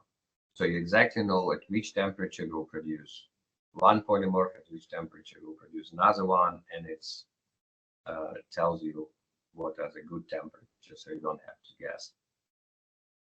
We try to expand this method to more complex materials. So for example, we want to synthesize these complex sulfides, lanthanum 6, silicon 2, metal, sulfur 14. It's interesting materials because they are crystallizing in p6 free space group, which is both polar and chiral. You may get magnetic moment, you may have interesting optical properties. But synthesis was challenging, and again, we use a similar approach. We arc melt silicon, lanthanum, and metal. We form some mixture of phases. There are no ternary phase with such composition. We reacted with sulfur, and chemical potential of sulfur was sufficient to form the sulfide. And again, in situ diffraction was used to understand what's going on. So that's our starting material. So we have lanthanum. This is in case of metal is rhodium. So we have lanthanum rhodium plus lanthanum silicon in a certain ratio to give this 6:1 precursor. We added sulfur to it. We started heating it up. And as you can see, sulfur reacted with components. So we see silicon sulfide, lanthanum sulfide, and then eventually at high temperature, we see rhodium sulfide forms. And then at temperatures of around 760, all these sulfides react together and form this desired quaternary phase. So again, it's important because it tells us that it's not similar to reaction of, let's say, lanthanum silicide with phosphorus. It goes through decomposition of precursors and formation of multiple sulfides. But the mixing of this sulfide is so good that this reaction can be completed at low temperatures with any matter of few hours. While again, if you start from elements, you all the time see a lot of mixtures and it can go for days and weeks without success. And another example, which again, coming from our experience with catalyst, is a reaction where we can transform nickel into nickel boride. So we were looking how to, for example, maintain high surface area of nickel form. So we're starting with a nickel form and would like to make a form of nickel boride. And we develop a method where nickel may be reacted with boron iodide, and this exchange reaction produces nickel boride and nickel iodide, and then nickel iodide can be washed away. So that's how original nickel form looks like. That's a form which was completely transformed to nickel boride. As you can see, it's relatively topodactic transformation. We still get the same shapes and pores in it. But again, to understand that reaction, in situ diffraction tells us that reaction started at a relatively low temperature, so at around 540 Kelvin, so that's less than 300 Celsius, because we see a formation of nickel iodide. And then at 700 Kelvin, we see formation of nickel boride already, first nickel boron material. And that's an extremely low temperature. So that's again 700. It's like, I don't know, for less than 450 degrees C. So typically borides are produced by arc melting at temperatures of like thousands and 2000 degrees C. And here we can see this that reaction started at like significantly lower temperature. So that's again a possibility to produce a lot of borides which may be metastable or not known because of synthetic methodologies. And finally, I think I would like to conclude with the last example when we were looking on the formation of material with new material with boron phosphorus bonds. So that's a very kind of interesting fundamental chemistry question, because if you look at the compounds which are organometallic chemistry, there are plenty of compounds with containing boron phosphorus bonds. So it may be these rings like these B2P4s, these cubes, many others, but they all the time will have some ligands containing CH bond and will be produced at relatively low temperature methods. Yeah. So some kind of typical organic chemistry methods. If you look at inorganic side of that, it's actually very few examples. So, and the only material which would be not this kind of tiny substitution would be a group of materials with formula A3BP2, where A is alkali metal. So it was reported by this group in Germany. And so when you look at this, you would think, okay, so boron and phosphorus form a strong bond, so it should be possible to make compounds, and we tried it. So that sounds like a good project for inorganic synthetic chemists. And we kind of failed miserably because, as we recognize, the issue is that, in boron you have 3 electrons per atom. So it forms these clusters with sharing electrons. Phosphorus has 5. So it forms 3 bonds and has a lone pair in the structure. But if you combine them, you form this compound BP, which exactly 4 electrons per atom. It would have a diamond-like framework, very strong bonding. It's a material which is extremely stable and extremely unreactive. So as soon as you activate boron and phosphorus at high temperatures, they form this BP, and that's the end of many reactions. So we decided, okay, if we cannot form these bonds in our reaction, let's start with a compound which already has boron phosphorus. Again, as I mentioned, this sodium-free BP2 was the only one type of compound reported. It has BP2 3 minus anion, which is linear. It's isoelectronic to CO2, so it's this double bond between boron and phosphorus. And our idea was, can we polymerize them? So what if we start with this and somehow polymerize the boron phosphorus bonds? And inspiration came from a synthesis of phosphate, because if you would like to produce this material, sodium-8 silicon 46, which has a 3-dimensional network of silicon atoms, it cannot be produced directly from elements. However, if you start with this material, sodium silicon, which has much more sodium in it, and silicon 4 clusters, and gently leach the sodium out of that material, you will form these clatrates, and it was well documented. So we decided to try a similar approach. So we selected copper chloride as our oxidizing agent. So we pre-synthesize the sodium-free BP2 copper chloride and run again in situ reaction. And what we see is the formation of elemental copper in the sodium chloride, which was a good sign for us, because that's what we want. We want this exchange. Sodium goes here, copper goes from copper plus to copper 0. So it should be some oxidation of that BP2 3 minus anion. And indeed, we see formation of new peaks here. And these new peaks, they were present in diffraction pattern up to 805 degrees C, 820 degrees C. If you continue heating, which is not in this experiment, but it decomposes at around 820 degrees C, and it do not form at cooling. So with that knowledge of temperature and condition, we went back to lab, and after a few adjustments, we changed the copper iodide because it was providing a better yield. And we were able to remove 1 equivalent of sodium from that material. So we formed this from sodium-free BP2, we formed sodium-2 BP2. And that material, again, shows these polymeric chains of boron and phosphorus atoms. So it's the first inorganic polymer with BP materials in it. It's still a flat chain, so there is still some pi conjugation, and it's composed of pentagonal rings containing, 3 phosphorus atoms and 2 boron. So again, you can imagine this was your BP2 unit. That's kind of another BP2 unit. So, and they all rearrange and condense to give this composition. So it's a semiconductor. It's predicted to have wonderful nonlinear optical properties. But from synthetic point of view, I think what is important that it was a lot of attempts which were kind of unsuccessful and produced that binary BP. But then again, at a certain point when you know and you can design your synthesis, you actually can produce a target compound, at least with the target kind of chemical bonding in it.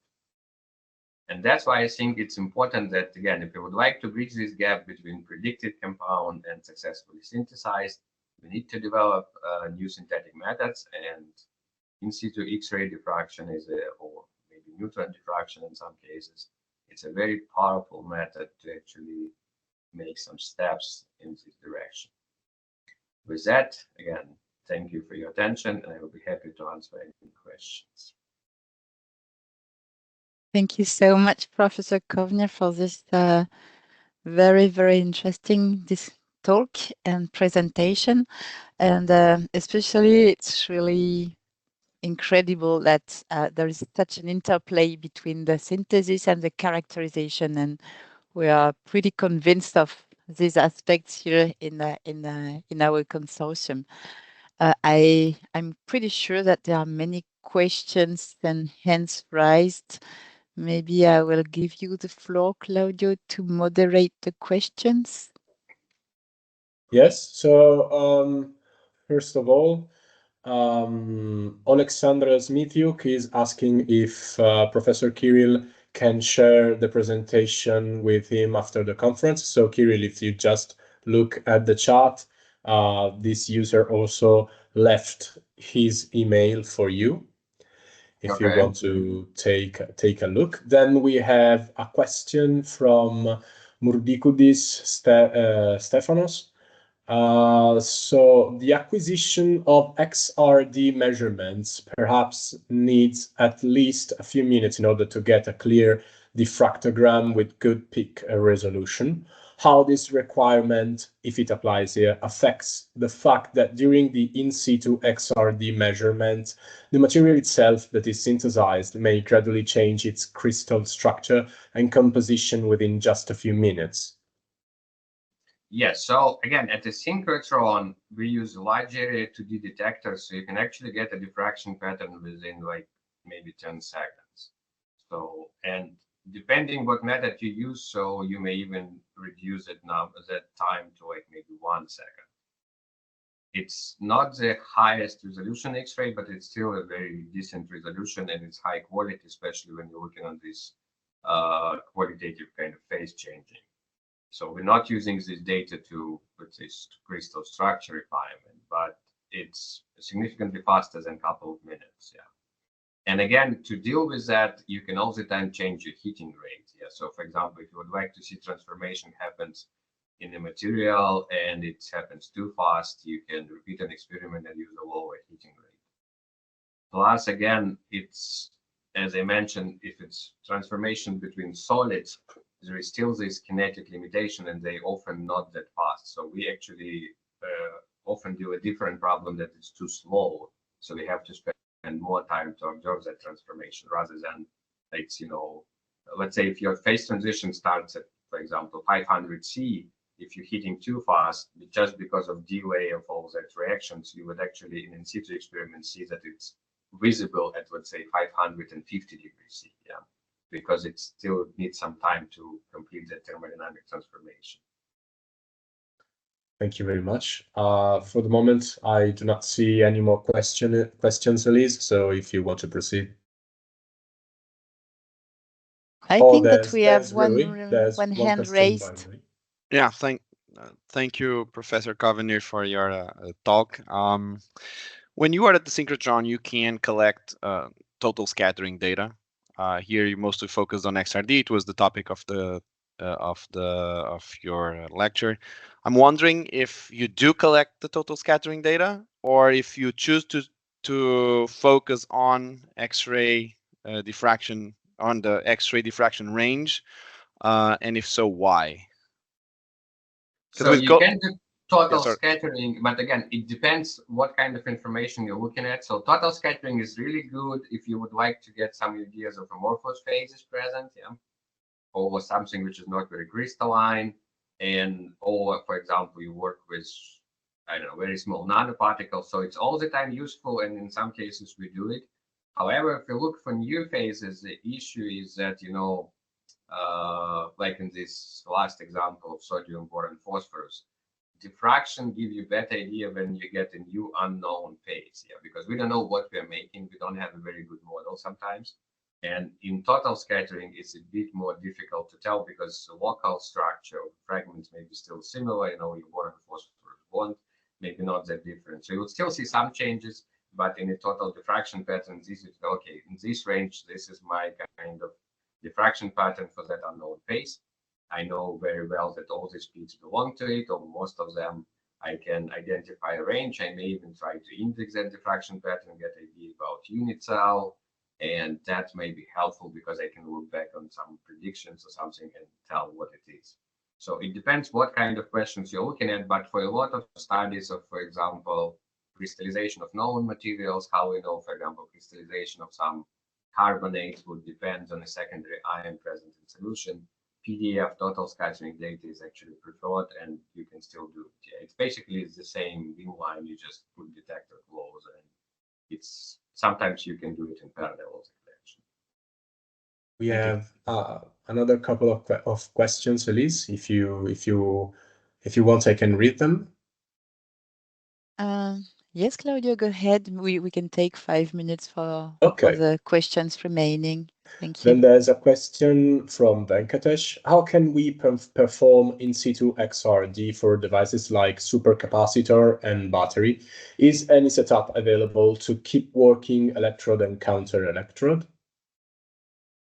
So there are a lot of research in that direction, actually, especially in batteries and supercapacitors. There are special cells which would have some kind of X-ray transparent window in it, so you can do X-ray during cycling. The major kind of limitations, I would say, so those cells are either commercially available or they may be present at the synchrotron. The same, for example, for catalysis, you can do reaction at a certain like gas media or liquid media present. For batteries, very often you would like to see effect of cycling. So what they have at the beam times, the cycling station, where you can, for example, set your battery, get a diffraction pattern, then take it apart, cycle it for a week, because you cannot do it in the beam yet, it's too expensive time. And then bring it back and see what happens after a week of cycling, how it changes. So that's even available.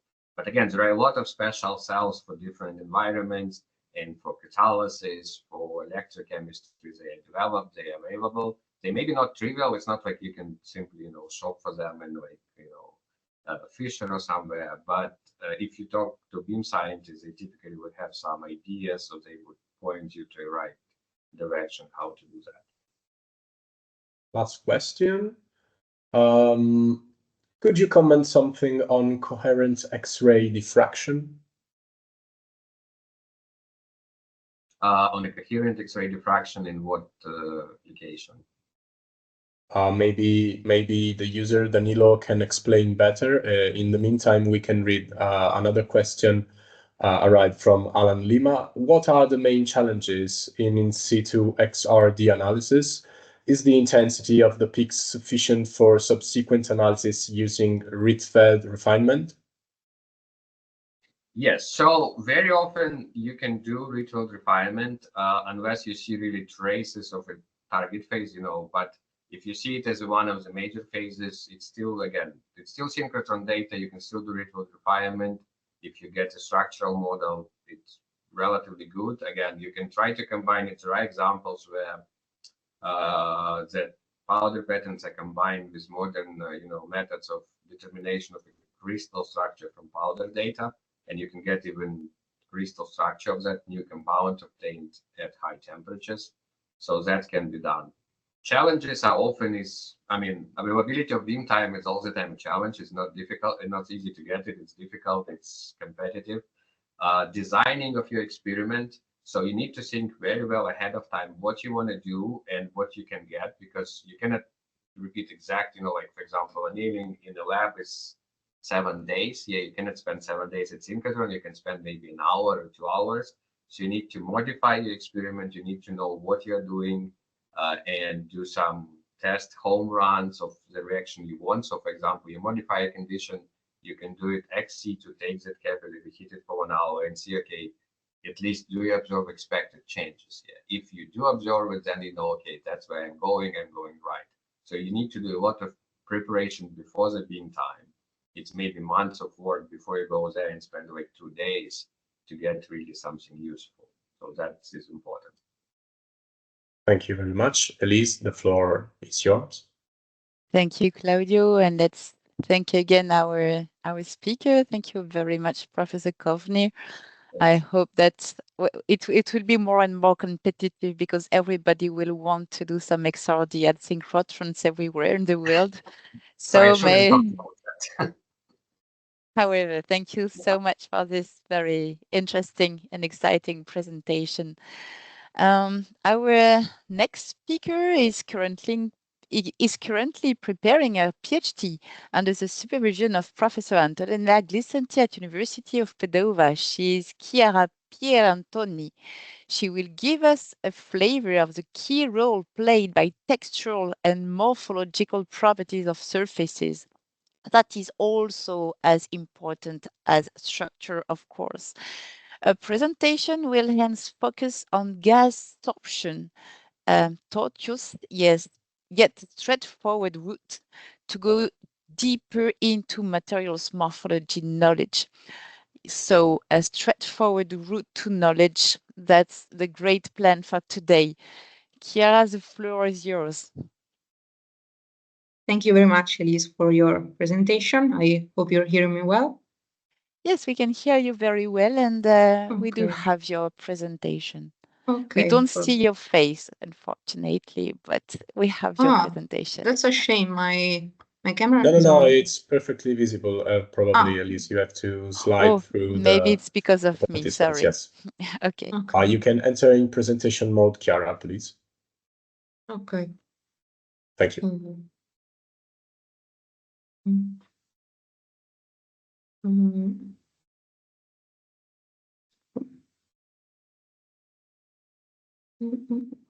Okay.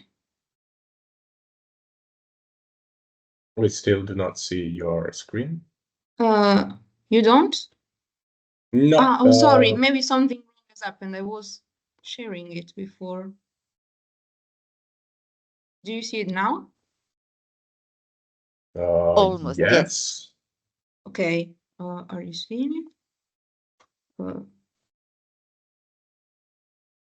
Can you see it? Yes, not in full screen, but yes. Yes, now it's in full screen. Thank you. The connection is a little bit slow. I'm sorry. Okay, so something is wrong. My laser pointer is not working, unfortunately. Do you see my cursor? Maybe. Yes, we see your cursor. Yes. Okay, perfect. I don't know what's not working. I'm sorry. Okay, so I'm gonna work with this one. Okay, so as Elise already told you, my name is Chiara Pierantoni, and I'm going to talk to you a bit about gas adsorption. Okay, sorry, here's the laser pointer. Okay, so what's gas adsorption? Gas adsorption is one of many experimental methods which are available for the surface and precise characterization of porous materials. Among these methods, gas adsorption is one of the most popular ones because it allows assessment of quite a wide range of pore sizes, and it's convenient to use and not cost intensive as compared to other methods. So as you can see here in figure, it can determine pore sizes ranging from around 0.3 nanometers to around 300 nanometers. including almost the whole range of micropores, which were defined by IUPAC as pores with widths less than 2 nanometers and were further divided into super micropores and ultra micropores. Then the full range of mesopores, which are defined as pores with widths between 2 and 50 nanometers, and then quite a decent quantity of macropores, which are pores with widths over 50 nanometers. So let's start from some preliminary definition. In general, adsorption is defined as the enrichment of molecules, atoms, or ions in the vicinity of an interface. And in the case of a gas solid system such as ours, this happens in the vicinity of the solid surface and outside the solid structure.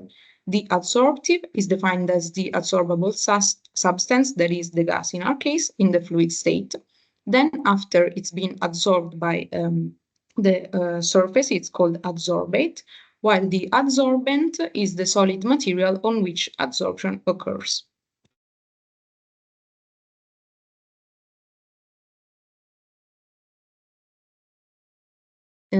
More precisely, physical adsorption is the specific type of interaction which is involved in this kind of analysis.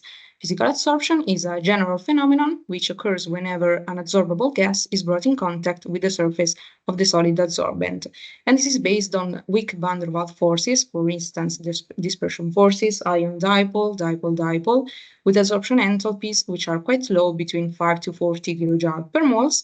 And it's different from chemisorption, which involves formation of chemical bonds with enthalpies between 40 to 800 kilojoule per moles, and also differently from absorption, which involves the penetration of the molecule inside the solid structure. So physical adsorption is most suitable for surface area and porosity determination for quite a few number of reasons.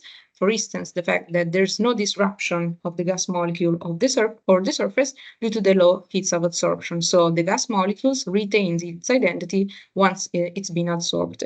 And this is due to the fact that this process is non-dissociative. Also, there's none or very low site specificity, so that the whole surface of the material can be covered instead of only specific sites, which happens instead often in chemisorption. Also, differently from chemisorption, more than one layer of adsorbate can be formed, and this is called multi-layer adsorption, and this allows for the complete filling of the pores. Also, adsorption is a fully reversible process which makes it possible to study both the adsorption and the desorption process, which is defined as the converse process in which the amount of gas decreases, and this happens via the molecule losing its heat of adsorption and desorpting from the surface. So also equilibration between adsorption and desorption is achieved quite rapidly because this is a non-activated process and the kinetics are quite fast. So at equilibrium, there's going to be a constant quantity W, which we can define as the amount of gas absorbed on the solid surface, which depends on the pressure P, the temperature T, and then E, which is the gas surface interaction potential. So what happens during a gas adsorption experiment? The different processes that happen are here illustrated in this figure.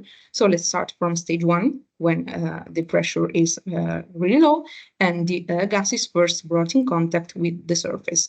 What happens is that the gas molecules start being physically absorbed on our surface, first on the most energetically favorable sides of the surface.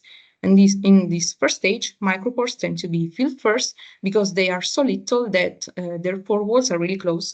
So their adsorption potentials overlap, and this generates potential wells which attract really strongly the gas molecules. After that, as gas pressure is increased in stage 2, the gas molecules continue to cover the surface and also the walls of meso and macropores until one complete monolayer is formed. And this is usually the point in which the specific surface area is calculated. In stage 3, further increase of pressure causes the beginning of multi-layer coverage, which is the formation of additional layers of gas on top of the monolayer. And also some pores starting from smaller micropores mesopores start being filled via capillary condensation.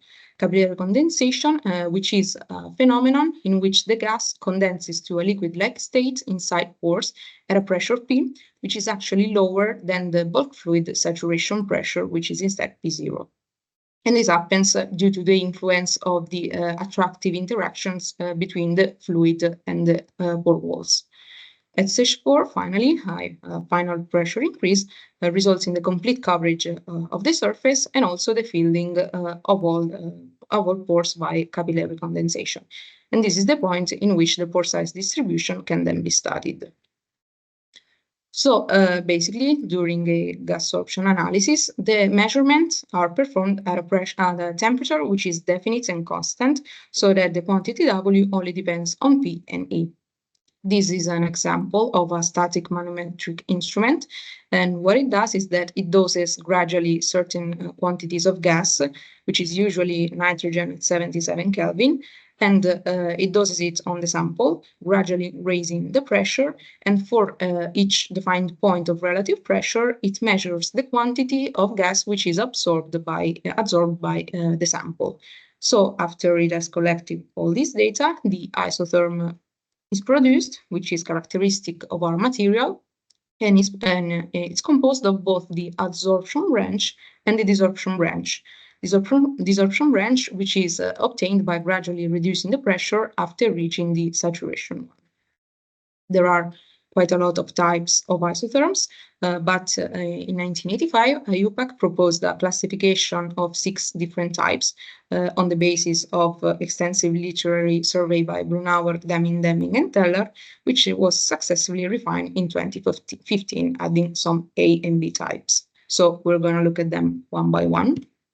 Let's start with the type 1 isotherm. So type 1 isotherm are also known as Langmuir isotherm because they were the first one which were modeled by the Langmuir theory, which dealt with chemisorption. They are typical of microporous materials, for example, some active carbons and some zeolites. They are characterized by the presence of a steep uptake at really low pressures, which is then followed by the reaching of a plateau. And this is the result of really strong adsorptive interactions because, as we said before, in really small micropores, the adsorption potentials overlap, and this generates potential wells which attract really strongly the gas molecules. So the filling of micropores happens at really low relative pressures, and then when they are all of the micropores have been filled, there's little external surface area to be left, and so the limiting value is reached, and we see the presence of this plateau. For the use of nitrogen at 77 Kelvin, we expect to see the type 1A with materials characterized by the presence of mostly narrow micropores, while type 1B can be found instead with materials which also have the presence of bigger micropores and some narrow mesopores. The type 2 isotherms, instead, is typical of non-porous or macroporous materials. In this case, it's characterized by what seems an apparently unlimited increase of amount adsorbed as saturation pressure is approached. And this is the result of unrestricted multi-layer adsorption, which can happen both in non-porous materials, but also in materials which have pores that are so big they cannot be filled by a capillary condensation. And this happens if pores are bigger than 300 nanometers in diameter. At lower relative pressure, you can find this point P, which is called the knee of the isotherm, and this indicates the point at which the monolayer coverage is completed and then multi-layer adsorption starts taking place. And the less sharp B point indicates that there's some overlap between these two phenomena. The type 3 and type 5 isotherm are quite non-common. They are observed, for example, in some water sorption experiments. And they share a similarity in which the curves are at low and medium relative pressure convex to the relative pressure axis. And this is a result of the fact that actually the interactions between the gas molecules themselves are stronger than the interaction between the gas molecule and the surface. So in this case, there's no actual formation of a monolayer, which you can also see by the absence of a B point. But in this case, molecules tend to form clusters around the more energetically favorable sides of the surface. In type 3, we can see that a finite value is reached as saturation pressure is reached, while for type 5, there's some for condensation and hysteresis, which we'll explain just in a bit. Type 4 isotherm instead is typical of mesoporous materials, for example, some oxide gels, industrial adsorbents, and in this case, the adsorption behavior is determined by both adsorbent-adsorptive, but also adsorbate-adsorbate interactions. At lower relative pressure, you can see it's similar to type 2 isotherm. So there's first formation of a monolayer and then multi-layer adsorption on set, which is then followed by this vertical growth. Vertical growth which is associated with the capillary condensation inside of the mesopores. And then this plateau is reached after all the mesopores have been filled. In the case of the type 4A isotherm, you can see that between the adsorption and the desorption branch, there's the presence of a hysteresis loop. And this happens when the pores are bigger than a certain critical size, which for nitrogen at 77 Kelvin is around 4 nanometers. And this is associated with the presence of capillary condensation, while this is not the case and pores are smaller than that. Type 4B is expected to be seen with the absence of the hysteresis loop, but this can also be found in some other cases, which we'll see later. Finally, the type 6 isotherm is a special case, which represents layer by layer adsorption on a highly uniform non-porous surface, particularly by spherically symmetrical non-polar adsorptives, for example, argon or krypton on graphitized carbon blacks. In this case, the sharpness of the steps depends on the system temperature, while the step height indicates the capacity for each adsorbed layer.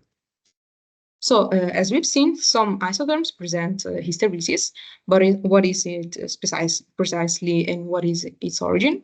So, these are reproducible permanent hysteresis loops, which are located in the multi-layer range of physisorption isotherms, and they are generally associated with capillary condensation.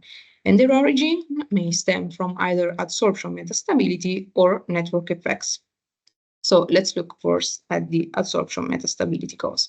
This basically originates from the fact that in an open-ended cylindrical pore, such as this one you see in figure, the phenomena which are at the base of adsorption and desorption are quite different. So during adsorption, what happens first is the formation of a monolayer, which is then followed by formation of a multi-layer, which you can see in point B and point C, and this is then followed by capillary condensation, which happens from point C to point D with this drastic increase in the quantity adsorbed. This capillary condensation is a type of transition which involves the nucleation of the bulk fluid on top of the preformed multilayer. And so it involves the development of metal stable states of the pore fluid. And thus, this is a process which is not in thermodynamic equilibrium, but is instead delayed. So it happens at a pressure which is higher than the one typical for the equilibrium transition. During desorption, instead, what happens is that this happens via evaporation happens via formation of a meniscus, which you can see here in point E and down to point F with this decrease in the desorption curve. And so through formation of a meniscus, actually, during evaporation, thermodynamical equilibrium is actually being established, and so it happens at a pressure which is lower than the one we found before for adsorption. This wouldn't be the case instead in the case of a close-ended pore, because in this case, the adsorption will start first with formation of a monolayer, just like before, but in this case, the monolayer could be also formed at the base of the pore. So condensation, now in this case, can happen via formation of a meniscus from the base of the pore, which then gradually goes up until all the pore is completely filled. And in this case, so both adsorption and desorption would happen via formation of a meniscus, and in this case, we wouldn't expect to see an hysteresis loop.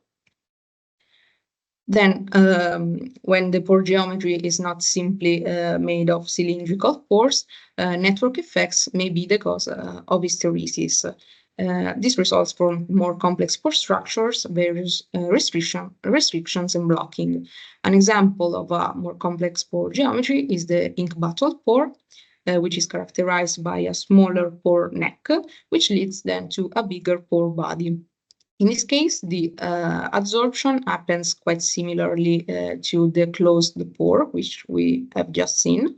There is formation of a monolayer, and then at pressure, which is typical of the radius of the body, a meniscus can form at the base of the pore, and then condensation happens, and the meniscus goes up until all the pore is completely filled. What happens instead is that during desorption, evaporation must occur from the pore neck first. And this doesn't happen until the vapor pressure, which is characteristic of the radius of the neck, is reached. And so when that happens, all the pore can start emptying. So this results in the fact that evaporation occurs at a pressure which is lower than the one typical of adsorption. And thus we again see the presence of a hysteresis. In this case, the adsorption curve can be related and can be used to determine the radius of the pore bodies, while the desorption curve is characteristic and thus can be used to model the dimensions of the pore necks. So just as we've seen before for the classification of isotherms, also hysteresis loops have been classified by IUPAC, and with a classification which was refined in 2015. We're going to look at them one by one again. So the type H1 loop is usually found in materials with a narrow range of uniform mesopores. In this case, thus the geometry is quite simple. The network effects are not that important, and so the hysteresis loops are usually due to adsorption metastability, and this can be seen usually from the presence of a really steep and narrow hysteresis loop, which indicates delayed condensation during adsorption. But also this type of loop was observed for ink bottle pores with a really narrow range of both pore necks and pore body widths. The type H2 loop instead is found in materials with more complex pore structures, where network effects start playing a more important role. In type H2A, we can see that there's a steep desorption branch, which indicates a more narrow range of pore necks, while this less steep adsorption branch indicates a wider distribution of pore bodies widths. The converse instead is true for type H2B, in which we see a more steep adsorption branch indicating a more narrow range of pore body widths, and instead a less steep desorption branch indicating a more wide distribution of pore necks. Type H3, H4, and H5 all share a similarity, in which there's a sharp step down of the desorption curve which is due to cavitation. What's cavitation? Cavitation is a phenomenon which involves the spontaneous evaporation from the pores via nucleation and growth of gas bubbles in the metastable condensed fluid inside the pore. This happens when the neck diameter of the pores is smaller than a critical size, which for nitrogen at 77 Kelvin is around 5 to 6 nanometers. So what happens in this case is that for pores that are this small, there's no mechanical stability for the formation of a meniscus, and so all pores that are smaller than this value empty at the same time due to this growth of gas bubbles. And this results in the desorption curve, which closes abruptly at a relative pressure, which is fixed between 0.4 and 0.5 for nitrogen at 77 Kelvin. In particular, in type H3 loop, the adsorption branch resembles a type 2 isotherm and can be found, for instance, in some clays or materials with pores that are so big that they are not completely filled. In type H4, the adsorption branch is a composite of types 1 and types 2, and is often the case for mesoporous zeolites or micromesoporous carbons. Type H5 is a bit unusual and has a distinctive form, which is connected to pore structure, which have both open and partially blocked mesopores. So after we've obtained the material's isotherm, how do we determine its specific surface area? For this, the Brunauer-Emmet-Teller, also known as the BUT method, is probably the most widely used method. It was theorized by Brunauer, Emmet, and Teller, who in 1938 extended Langmuir theory to also model multilayer adsorption, since Langmuir used a kinetic model to model the monolayer formation in chemisorption. This method is particularly effective for determining the specific surface area of non-porous, mesoporous, and macroporous materials, while for microporous materials, some adjustments were added later. It's based on a set of assumptions regarding the solid-gas interaction, which are that a multilayer of adsorbate can be formed on the surface. The heat of adsorption for the first layer is higher than the successive ones. The absorption energy must be constant on the whole surface. The absorption energy of the layers that follow the first one is equivalent to the condensation energy. And finally, that the uppermost molecule in adsorbed stacks are in dynamic equilibrium with their vapor. So if all of these conditions here are met, it's possible to apply the BET model, which is represented by this equation here, in which W is the weight of gas adsorbed on the surface, Wm is the weight adsorbed in a complete monolayer, P is the pressure of the adsorbed gas, P0 is the gas saturation pressure, and finally C is called the BET constant, and this is related to the strength of the interaction between the first layer and the surface. And C is defined as an exponential, so it always must be bigger than 0. So to determine the surface area, we have to apply this equation by plotting this quantity over the relative pressure. And what we expect to find is formation of a straight line, usually in the range 0.05 to 0.3. And this is the relative pressure range in which we expect to see the completion of the formation of the monolayer before multilayer adsorption starts happening. By solving this equation, we can find the quantities Wm and C from the slope and the intercept of the straight line. And then finally, the specific surface area value can be calculated via this by multiplying for the Avogadro number, the cross-sectional area of the adsorbate, the molecule of adsorbate, and divided by the molecular weight and the sample mass. Instead, for the pore-size distribution, one of the most used methods for meso and macroporous materials is the Barrett, Joyner, and Allenda, also known as BJH method. This is based on the use of the modified Kelvin equation, which relates the equilibrium vapor pressure P of a curved surface, such as the liquid that is formed inside of a pore, to the equilibrium pressure of the same liquid but on a planar surface, which is P0. And the Kelvin equation correlates the shift in pressure to macroscopic quantities, which are the surface tension of the bulk fluid gamma, and V, which is the molar volume of the condensed liquid. We are using the modified Kelvin equation because the Kelvin radius is not equal to the pore radius, but instead it is Rp, which is the pore radius, minus Tc. Tc, which is the thickness of the adsorbed multilayer film, which is formed prior to when pore condensation happens in the core of the pore, just as we've seen before. So using the BJH method, one can determine the pore size distribution, which is associated to capillary condensation.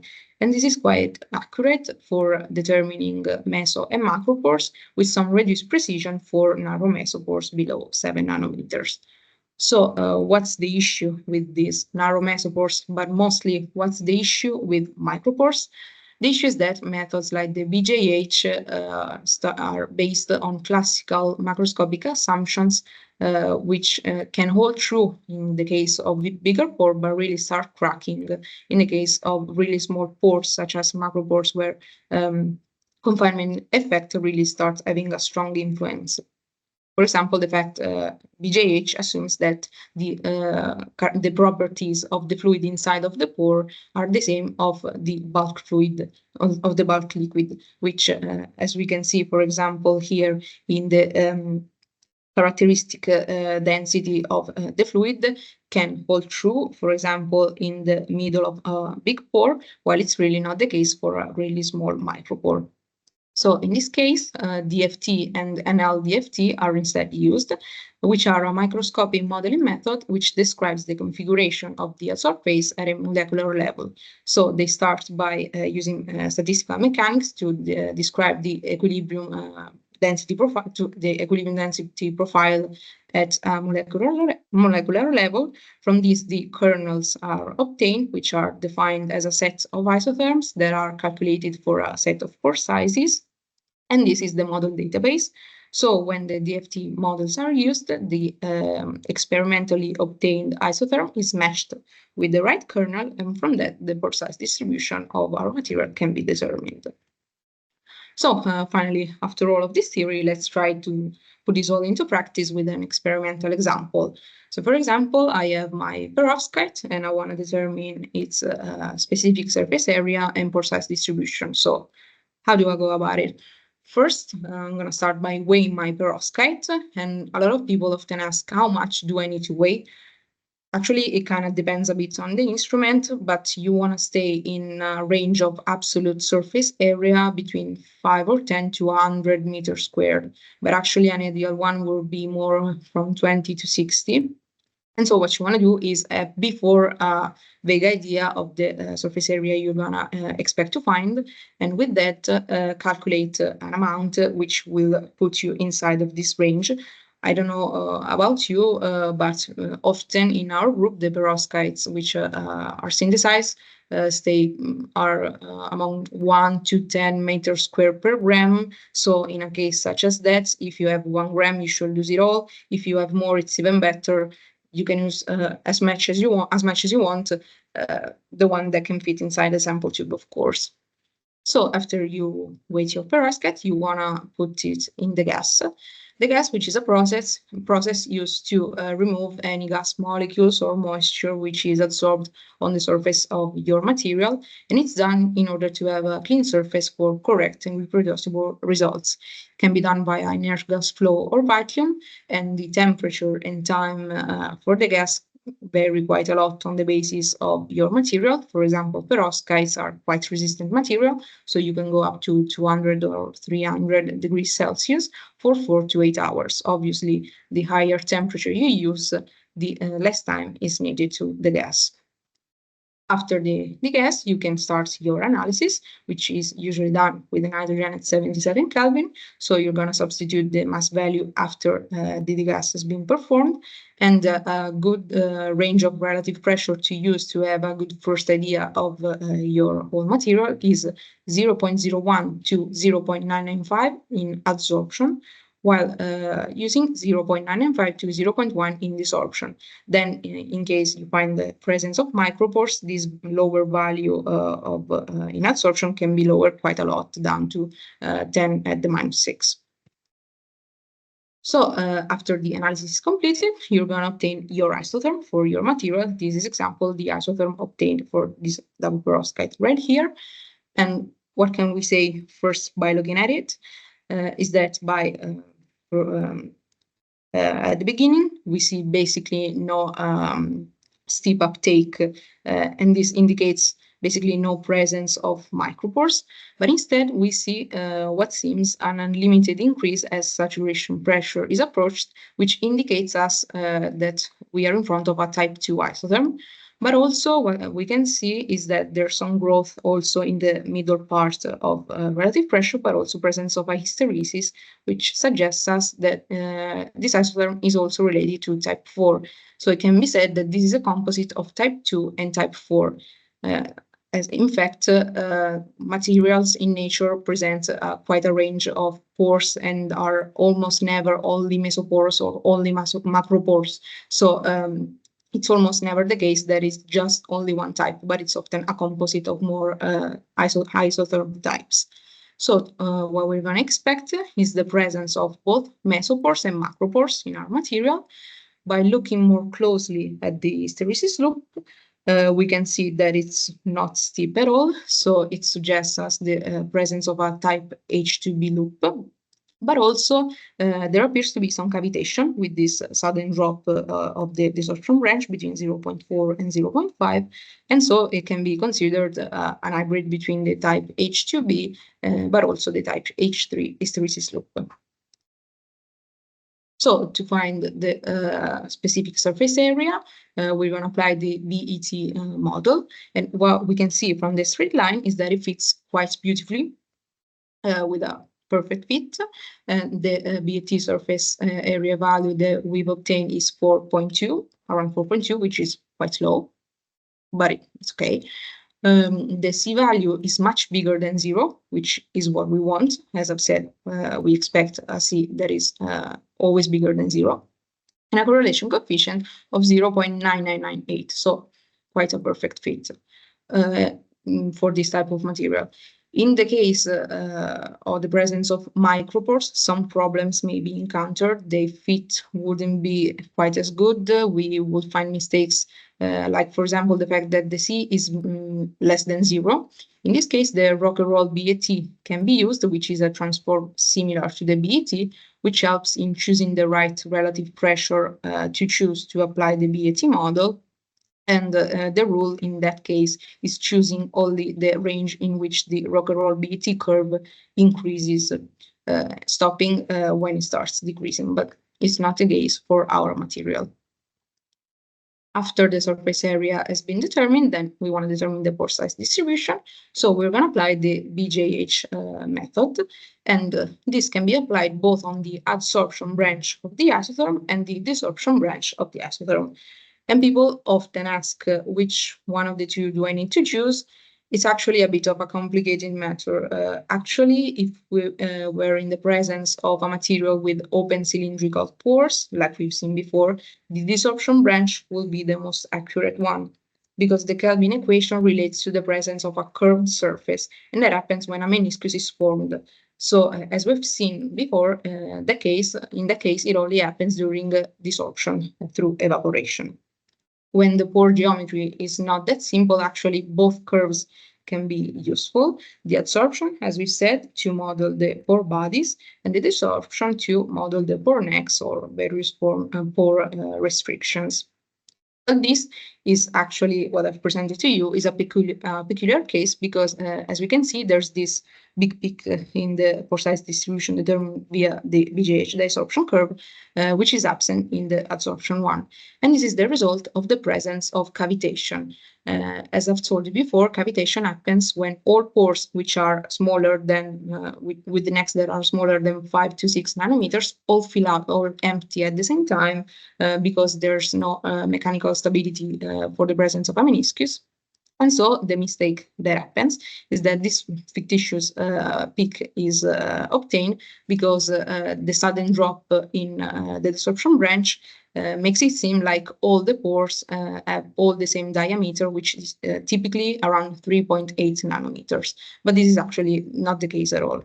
So in this case, when cavitation is present, actually the adsorption branch is the most accurate one, but you can still use, if you want, the desorption branch to model some pore necks if you were to exclude this part from your consideration. So, sorry, what we can see from the pore size distribution finally is that, as we predicted before, from looking at the isotherm, we are mostly in the presence of a meso and macroporous materials, so a lot of mesopores, which are between 2 and 50 nanometers, and macropores, which are pores bigger than 50, with basically no presence of micropores. And so our determination is completed. So finally, just to have one little thing, up until now, I've talked about using nitrogen at 77 Kelvin. One could ask, why use nitrogen? Well, actually, nitrogen is only the most used and most commonly used one because it's quite cheap and easily available. But actually, many more gas can be used and are used. For example, there's argon that can be used at 77 Kelvin or 87 Kelvin, and it has some advantages over nitrogen because it has no quadruple moment and is less reactive than the nitrogen molecule, but it's not really reliable at 77 Kelvin because it's around 6.5 Kelvin below its triple point, and so its bulk reference state is in doubt. But this problem are resolved at 87 Kelvin. Krypton instead is used at 77 Kelvin, and its saturation pressure is 300 times smaller than the nitrogen molecule 1. And this makes it extremely sensitive to very low surface area materials, with which nitrogen starts having some issues. But in the case of krypton, the analysis can go up to maximum 0.4 relative pressure due to an effect called krypton snowstorm.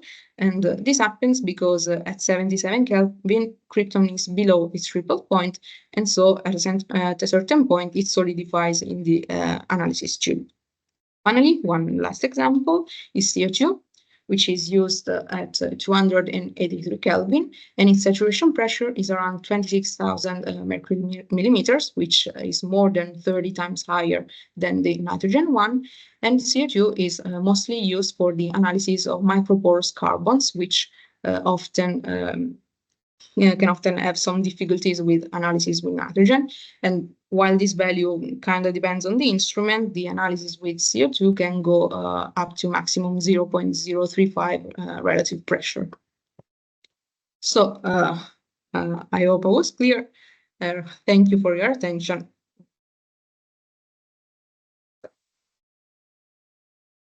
Thank you very All much, right. Chiara. Thank you very much for this nice presentation. I hear a echo. I don't know if you also have this problem. Yeah, thank you for this very pedagogical. I think that it's very. We received a lot of information. I think that we have a hand raised by Rue Maria, and same as usual, Claudio, if you see questions, do not hesitate to We have say them. Rui, and then we will wait. Thank you, Chiara. A very nice Thank you. presentation. I have a question. When you are doing absorption, when you are doing the desorption or the outgassing stage of the BET, it's common to apply temperature. Is the only effect to speed up that process of outgassing, or there is some other benefit? Because then I want to follow up with something after I hear your answer. No, actually, you can also perform the degas without raising your temperature.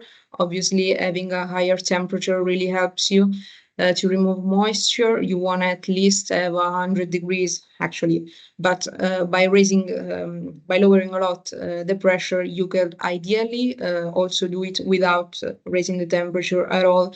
But obviously, the gas is better as the temperature is higher. But for some samples, you really cannot raise the temperature quite at all. For example, some pharmaceuticals or samples like that. Exactly. Okay, that's it. That was exactly where I wanted to go with this question, because like with some nano powders, if they're metallic or so, sometimes even though it's way below the melting point, the particles just start sintering, etc. So it's okay to use lower temperatures as long as you give it enough time for full outgassing to happen then. Yes, of course. You Okay. can also, if your sample is susceptible to really low pressure, also use a buried vacuum for your the gas. So Thank you. thank you.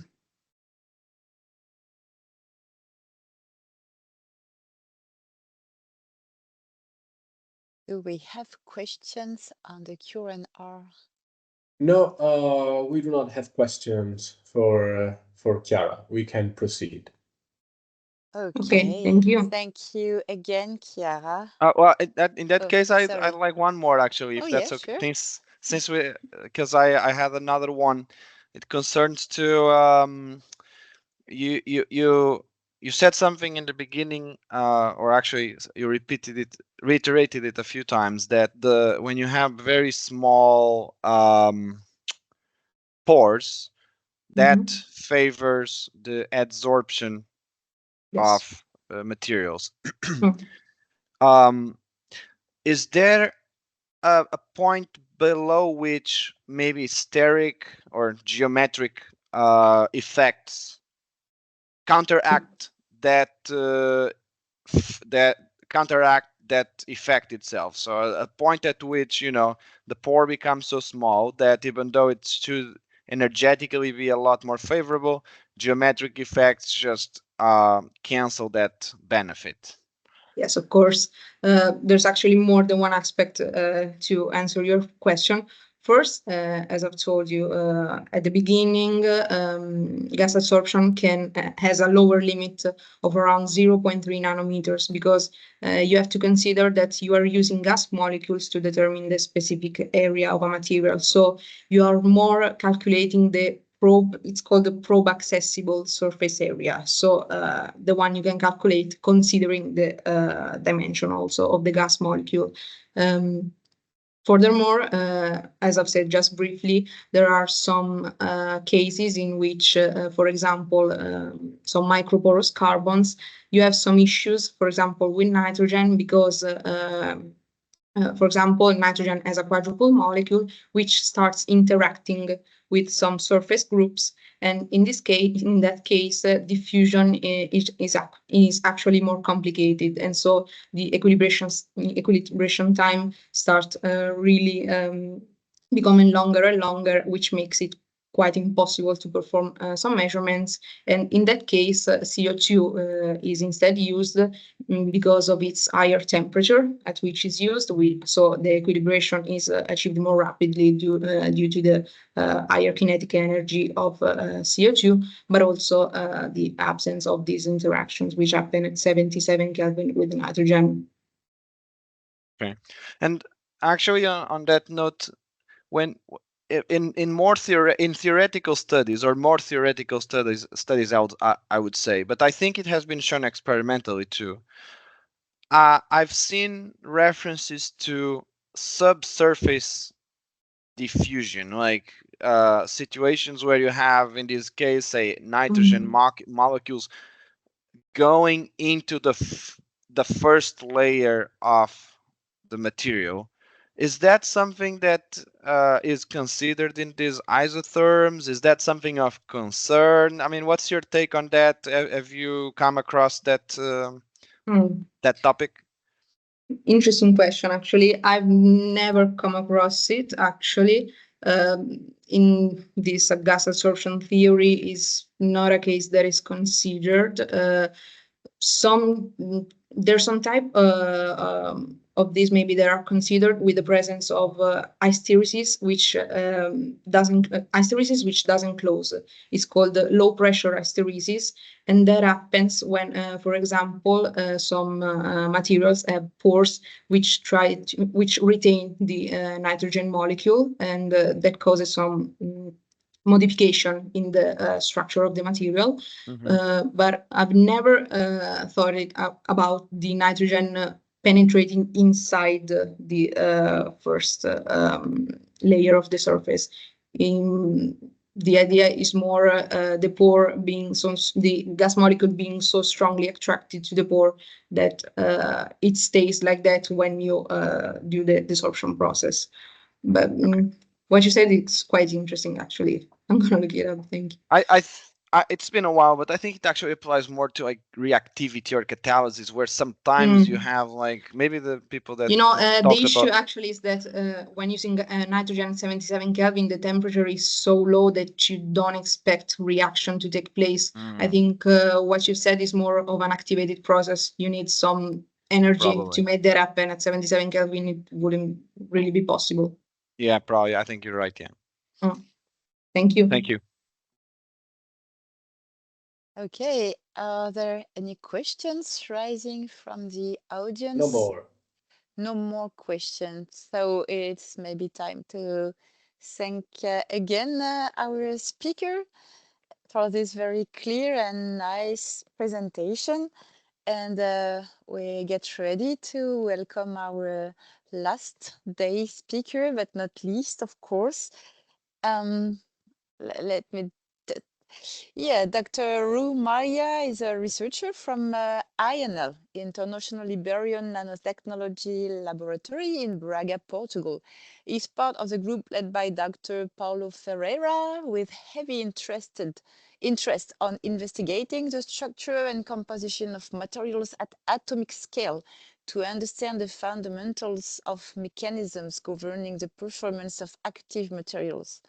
So it's really key in our concerns for and our questions in Knowskite-x. And today he will give us a presentation on a pressure gap bridging method, namely in situ transmission electron microscopy and its applications. So, Dr. Rumaya, the floor is yours. Oh, thank you very much. Let me see if I can share my screen properly. It's always a interesting It's on challenge. Yes, we track. can see. Yes, Okay, almost there. yeah. So can you see my slides right Yes, it's now? all Okay, perfect. that's good. Just move this aside and set here a little timer, otherwise I don't keep track of time and that's a problem. Okay. Thank you very much. Thanks for that very kind introduction. I work with Professor Paulo Ferreira at the International Iberian Nanotechnology Laboratory in the north of Portugal, in the city of Braga. I'm very interested in in nanoscale characterization in situ, and I use it mostly for batteries, liquid and solid state batteries. So you're gonna see a lot of it, some of it come up in this presentation that I tried to use to bridge with solid oxide fuel cells. You'll also see, and I think it's fair to mention, some work that I did in previous research experience with Professor Eric Stack at the University of Pennsylvania, which I thought was relevant for this presentation. Okay, so let me try to move to the next slide. And to do that, I guess I need to press. Okay, so as I said, for today, and because it's in my understanding that it's so relevant for this consortium. So as I said, for today, and because it's in my understanding that it's so relevant for this consortium, the solid oxide fuel cells and the materials that go into it and how they perform, etc. My goal will be to elucidate as best as I can the bridge between, or the potential bridge, let's say, between in situ transmission electron microscopy and solid oxide fuel cells.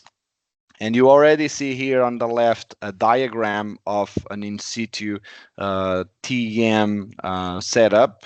We'll go into more we'll look at it in more detail in a few slides later. But what a few aspects that are important is to already understand that when you talk about in situ, you can do something, you can follow real time, and then it goes into this in situ operando concept. So in this case, what we can do is to add gases to our experiment, and so we can go beyond just looking at the materials in their pristine state, but we can add gases and see whether that what that does. We can change temperature, and also very important, we can apply electrochemistry, and we can do all of them actually in simultaneous. Now, solid oxide fuel cells, probably most of you are, because as I said, I'm more, I've mostly dedicated to batteries, and most of you may likely be more familiar with solid oxide fuel cells than I am. But as a brief overview, in this case, we're talking about high temperature fuel cells, where we have a separator or a solid electrolyte conducting ions between the cathode and the anode. We're going to have our oxidation reaction in the anode, our reduction reaction in the cathode, much like a proton exchange electrolyte, but in this case our ion is not a nitrogen ion, but rather an oxygen anion. They have advantages, of course. They're very good for stationary applications, high fuel flexibility because you don't have to use hydrogen as your fuel. You can use hydrocarbons, and they are energetically highly efficient. However, they do have some challenges. I wouldn't say disadvantages per se, but some challenges because the materials used must withstand high temperatures. They work at temperatures above 700 C in general.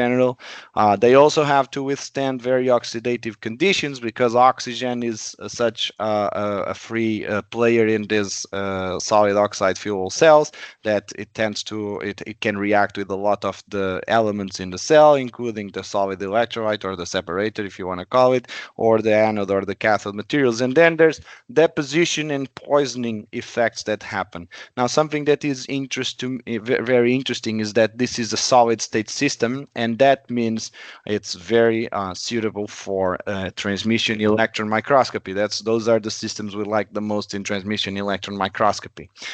As a brief overview of transmission electron microscopy, it's in a nutshell, in its most basic assessment, it works in a similar way to a regular light microscope, where we have a source of our electromagnetic radiation, but instead of photons, we now have electrons. And so our lenses will be different, will not be the typical lenses in an optical microscope, but rather magnetic lenses. But in a way, they work similar. We have our source of can you see my mouse? Yes, we can. Okay, Thank you. just wanted to make sure. We have our source of electrons as opposed to photons in the optical microscope. We have our system of condenser lenses, our specimen that we want to analyze. And I'm not going to detail into using parallel beam or focused beam, or if you wish, transmission or scanning transmission electron microscopy. But the important is that we have our source of electrons goes through our specimen. We then use our objective to focus those electrons and the projection lenses so that we can then look at the interaction of the electrons, because our eye cannot see electrons. So we want to see the interaction of those electrons with some kind of sensor. It could be either a fluorescent screen or some kind of camera that can detect electrons and intensity of the electrons, etc. Now, electrons, and this was mentioned before, I believe, by Professor Kovner, for X-rays, they are high energy and they have very short wavelength. And so a little bit like Chiara was mentioning, our probing size is very small. That means we can probe very small things. We can indeed probe at the atomic scale. And this is really important. That's where I think electron microscopes shine compared to other techniques. We can probe, we can do analysis at near atomic scale or even at the atomic scale. In standard conditions, it's very trivial to do atomic scale analysis of solid materials. The problem is, if we want to go away from standard conditions in vacuum and actually do in situ, that means we have to introduce gas. That means we now have additional scattering effects. We can still reach atomic resolution, but that will be much more challenging than simply reaching that atomic resolution in standard conditions, that's for sure.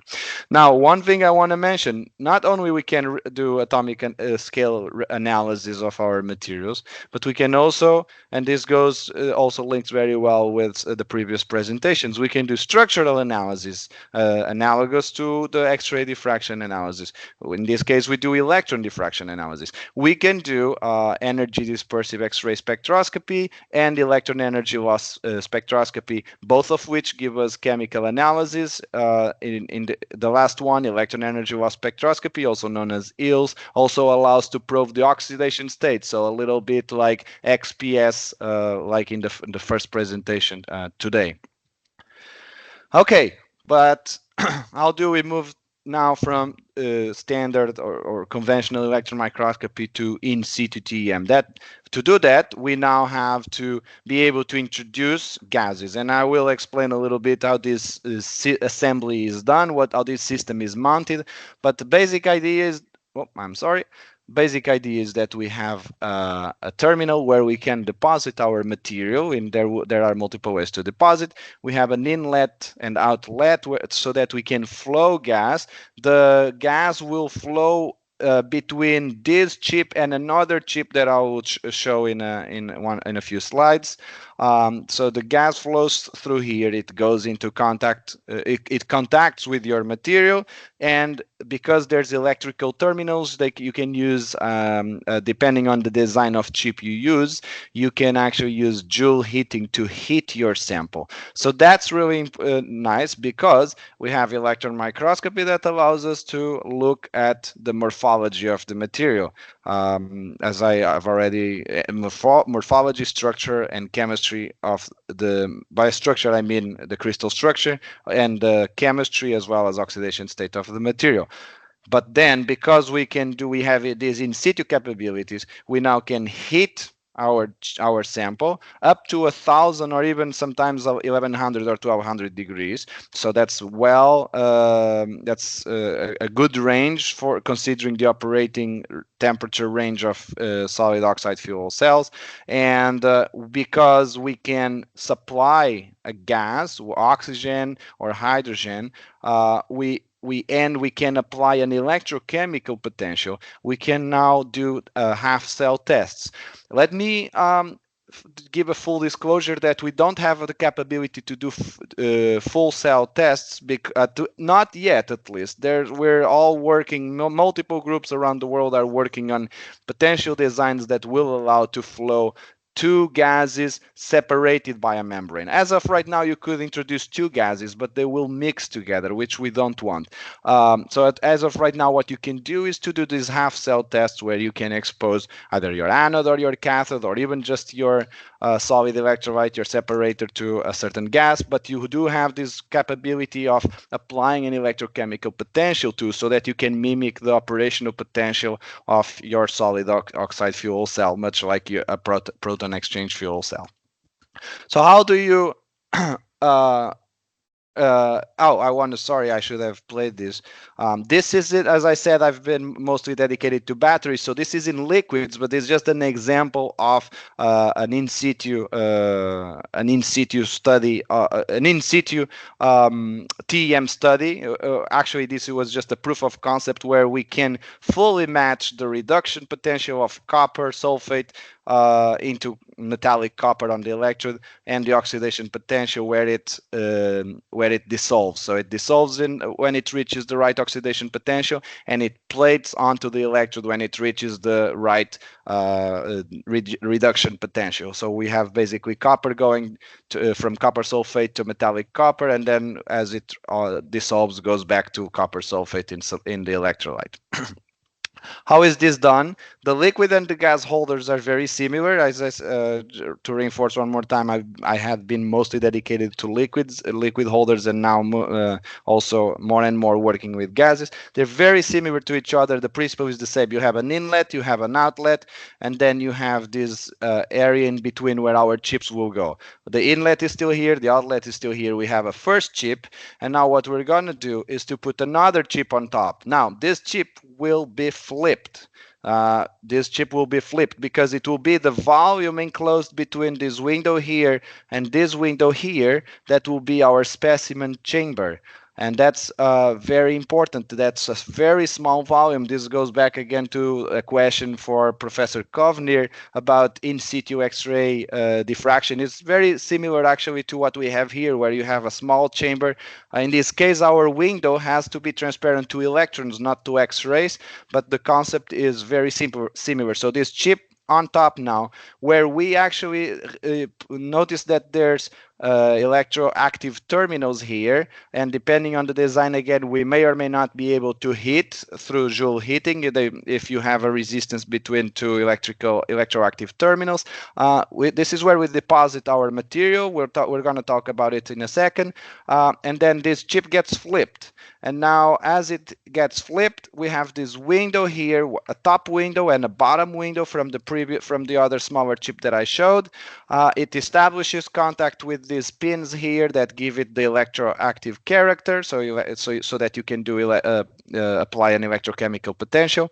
And your specimen chamber is between two silicon nitride or other material that is windows that must be transparent to electrons. So they're going to be very thin. Generally speaking, this is again a diagram of those two chips, the bottom chip and then the top chip here on the left. Generally speaking, people use a lot silicon nitride is very convenient, but there's a lot of people also using graphene, for example.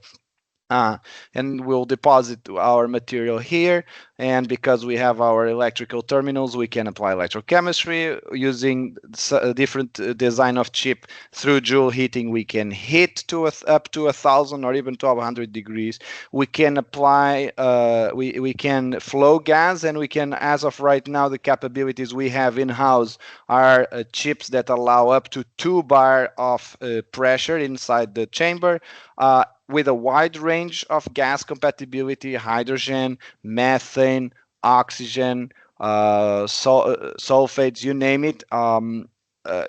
Pretty much every gas, well, every common gas you can, CO2 of course, and I'll show for example an example of carbonation, and we have also a wide range of electrochemical stability because these electrical terminals are made of platinum, so they're very electrochemically stable. So what will determine the what electrochemical range you have is literally the material that you're testing, not the chip that is being used. Okay, so how do we prepare these samples? And this now perhaps relates more to the solid oxide fuel cells, because what can we do with these chips, with this setup, to analyze solid oxide fuel cells? There's multiple ways to prepare samples. One of them is, or two of them that I decided to put here are very commonly used. The first one is inkjet deposition, where you have basically a micro printer for electric circuits, and you deposit, and take a look at the scale here, so you get the sense of what kind of resolution your printer needs to have. You deposit through a droplet, so through drop casting of a droplet of your material onto one or between two electrical terminals. So that's inkjet printing. I use that to mimic here a battery where we have LFP cathode and carbon black anode. So then you can literally do lithiation, delithiation between these two chips under the electron beam that gives you the high resolution and all the other capabilities that I've mentioned before. Another possibility, and that's probably more interesting for fuel cells because of the layered character, is to do a deposition, is to prepare an assembly of your fuel cell. However you like it, with your anode, cathode, you name it, your separator in the middle, some kind of membrane assembly if you wish. But then we can do something called focused ion beam. I didn't add slides explaining exactly how focused ion beam works, but in a nutshell, the most important is that you can cut a cross section of your material. So imagine you have layer A, like an anode, a separator after that, and then a cathode. What you can do is to cut a cross section of that material. So all of a sudden now you have your layers. You cut them with an ion beam through focused ion beam. You weld it to a nanoprobe, so that then you have your cross section cut here. I'm pointing with my mouse, and then you transfer it to one of these chips, and you weld it then to these electrical terminals. Again, you can weld it between only one terminal or between two terminals, and I'll show a slide where we show two terminals in a second. So this is of the lift out of a cut, so of a layered material. This is actually a layered material that we've been working on through a collaboration with Professor Sasha Sadweiser here at INL. A layered material on a substrate of copper. We have a protective layer of platinum. we this was actually me. I did the lift off, then transferred it to, in this case, just a regular TEM grid for high resolution analysis. But what we can do, this is a profile view, so a top view. This is exactly the same lamella that we have here. This is a lamella, but in the next slide on the left, you see the top view of this lamella after welding it to this material, to this substrate here. So now you're looking at the top view after thinning it down. So it becomes basically as thin as about, you can make it as thin as you want. Generally speaking, we're talking about 100 nanometers or so of total thickness. But within that 100 nanometers of total thickness, now we have a 100 nanometer thick material, so it's very electron transparent.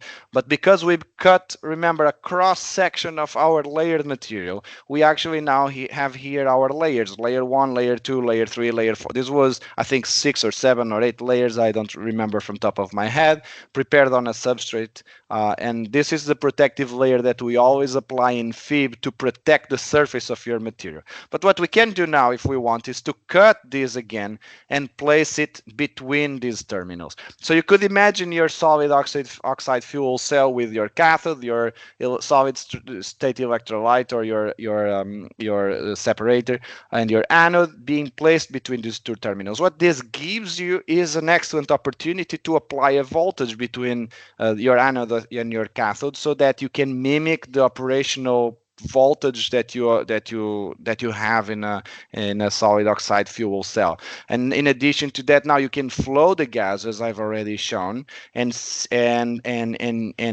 that in parallel. So you can do both of those things in parallel, and you can heat it up to 1100 or 1200 degrees. So this is something so we've done the cut of this layered material. We have actually done this placement of a thin film between two terminals. The terminal, in this case, I chose, I think, this terminal in the middle and this terminal. So we've done all the steps. We have not yet placed the layered material between two terminals. So in this case, this has been proof of concept, but you can see exactly the steps here: the development of the layered material, or if you wish, development of your fuel cell assembly, then cutting the cross section, and then what we want to do is this on the left. What we have done so far was the proof of concept that we can just take a thin film and place it between two electrodes. Okay. Why is this important? And this slide maybe applies a little bit more to batteries, because it's so much my background. Because as I mentioned in the beginning, there's challenges, there's issues with solid oxide fuel cells. Probably many of you know much more about them and the issues with perovskites and what they have to endure, etc., during their operation. But there's not dendrite growth, but there will be cracking due to heat stress. There will be poisoning. There will be accumulation of species between, for example, the cathode and the solid electrolyte. There will be void space forming maybe, and all of this will affect their performance. And that's where high resolution TEM can really bring so much to these studies. So I'm going to now talk a little bit about what we can achieve, and then going to use the rest of the time to show you some examples of what we have done, not yet in solid oxide fuel cells because it hasn't been our focus, but in other studies that I hope can elucidate the real the potential and the information that you can get from an analogous study for solid oxide fuel cells. First of all, the resolution in gas conditions. We have here something in standard conditions where you can see very well the atomic columns. And if you were talking about a single layer material like graphene or molybdenum disulfide, for example, you can actually look at single atoms. These are atomic columns because these were platinum nanoparticles. In gas conditions, you can still look at pretty much the same resolution. Maybe you lose a tiny bit of resolution. You definitely can still see the lattice fringes. So you still have that nanometer or sub-nanometer atomic scale resolution. But as I mentioned, you also get then information about electron diffraction. This looks very analogous to what we've seen for X-ray diffraction, where we have the diffraction rings, in this case from electron diffraction, not from X-ray diffraction. And again, in parallel, almost in simultaneous, we can obtain chemical analysis of your material through electron energy loss spectroscopy or energy dispersive spectroscopy, as I'm showing here on the right. This is much better. This is a big advantage compared to liquids. I've been doing a lot of work in liquids. Liquids are a mess because they scatter so much of the electrons that you actually lose the ability to do electron diffraction, and there, unless you do some tricks, and you also lose the ability to do chemical and oxidation state analysis, again, unless you do some tricks that are not very easy. So in gases, we basically have all the functionality that we have for standard samples, and we really can look, this is in gas conditions, at the atomic scale, and this ILS map here really shows that in gas conditions you can still look at you can still push the limits to atomic scale. So if there are changes in the surface, for example, where all of a sudden your material now gets some kind of calcination or becomes poisoned, you'll be able, through ILS, even if it's just a 1 nanometer layer, you'll be able to actually observe that and characterize that. So I want to show you now some tests or some examples of studies we've done in the past. In this case, it was I hope in the future I can show you examples applied for solid oxide fuel cells. That would mean that some collaborations would soon start.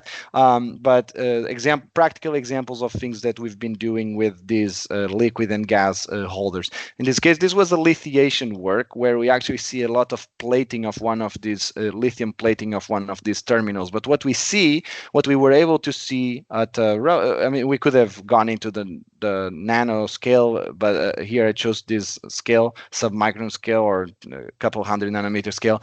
What we see is that as we lithiate and then delithiate our electrode, it became more porous. So it then gave us the opportunity to characterize these pores, to study how the the rate of lithiation and delithiation affected the pore formation and the size, etc., etc. Another thing that we've done was dendrite growth, and this is with a proxy. Lithium is a very light element, so it's very hard. It's not, you can't really just image lithium unless it plates. This is a proxy of copper, where we can see that at high over rate, at high over potentials, instead of having simple deposition of our material at the surface of the electrode, simple plating, we had dendrite growth. And when we did the exact same thing, but now applying a low over potential, so with the exact same concentration of species to be plated, in this case copper, in solution, but applying a low over potential, it allowed, gave enough time so that the reaction became non-kinetically limited, and so it gave we could reach thermodynamic, or we were at near thermodynamic conditions, and therefore there was no formation of these surface dendrites like we observed here at high over potentials. Another example is, for example, studying how copper plates on platinum. Sorry, I moved forward too much. Where we observe copper just plating at the surface of platinum, and we observe that initially it's actually it forms this three this triangular shapes, but then it evolves to hexagonal shapes at this specific condition. But there we were really intrigued by this, because as we then allowed it to dissolve, we observed that there were this.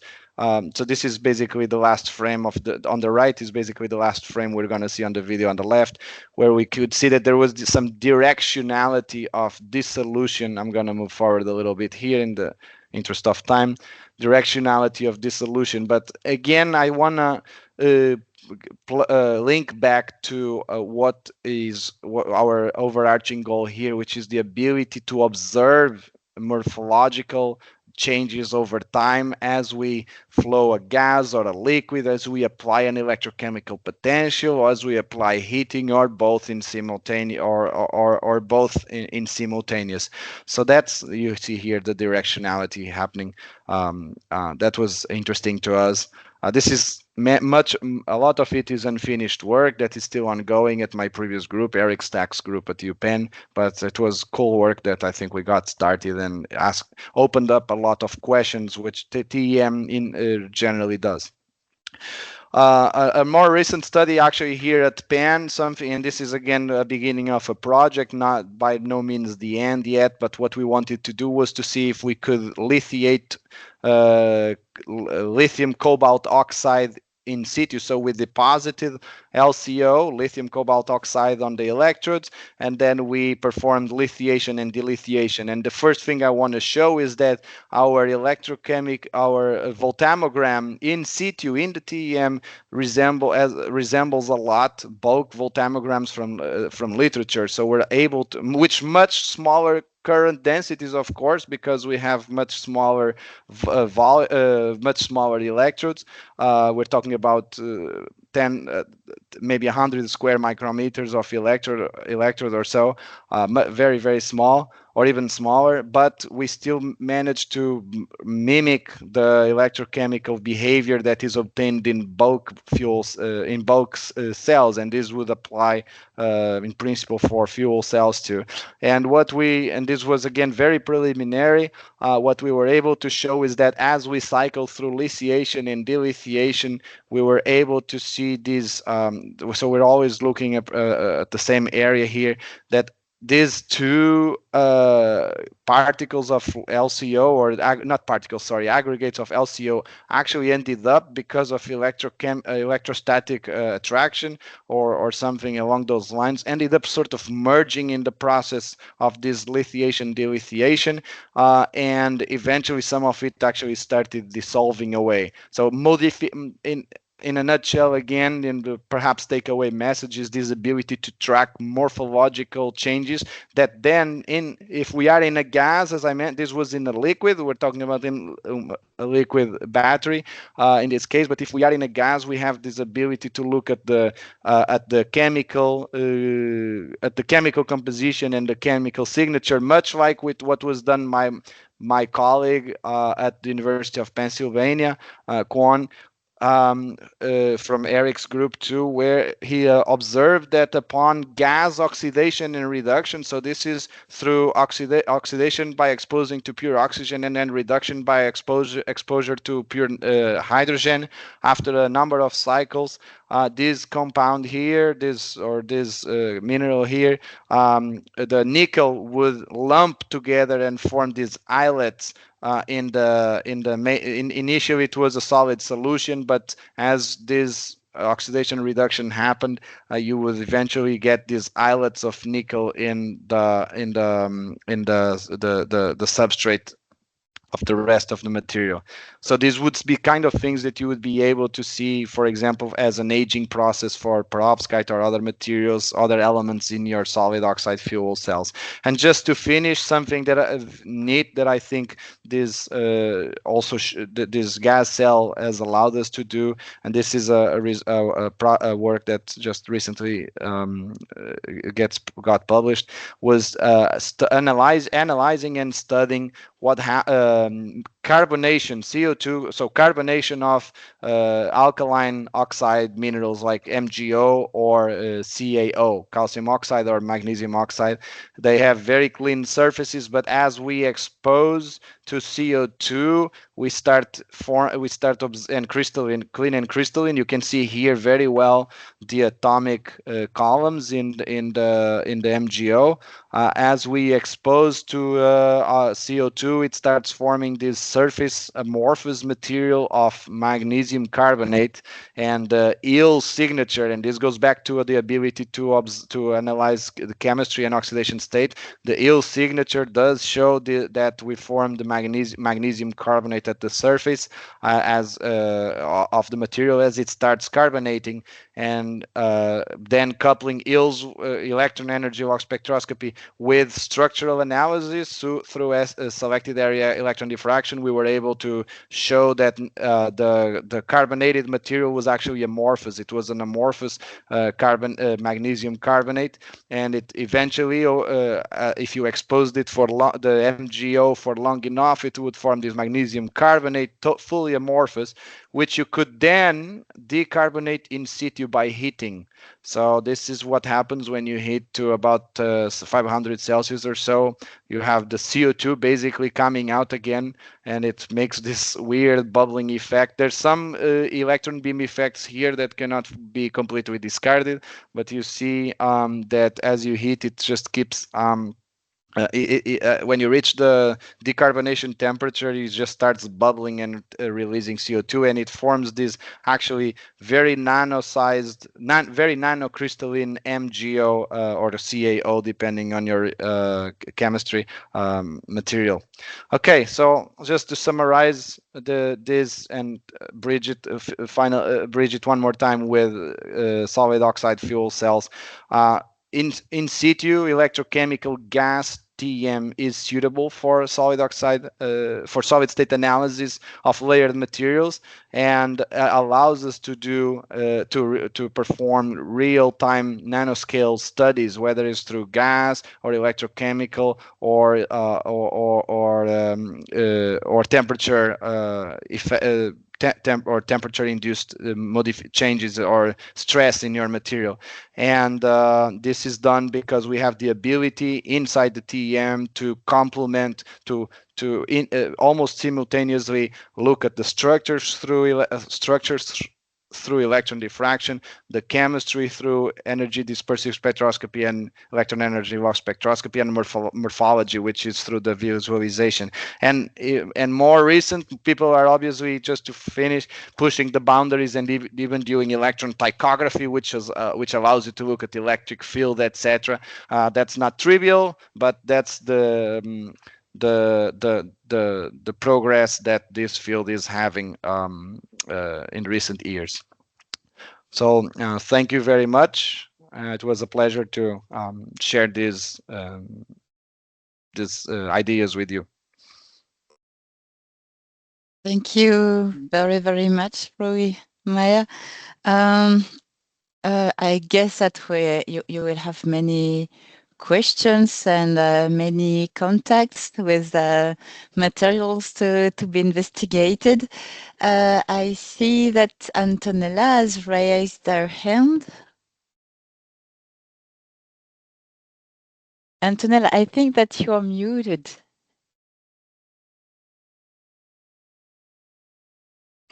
This is a fantastic, really fantastic presentation and a fantastic idea.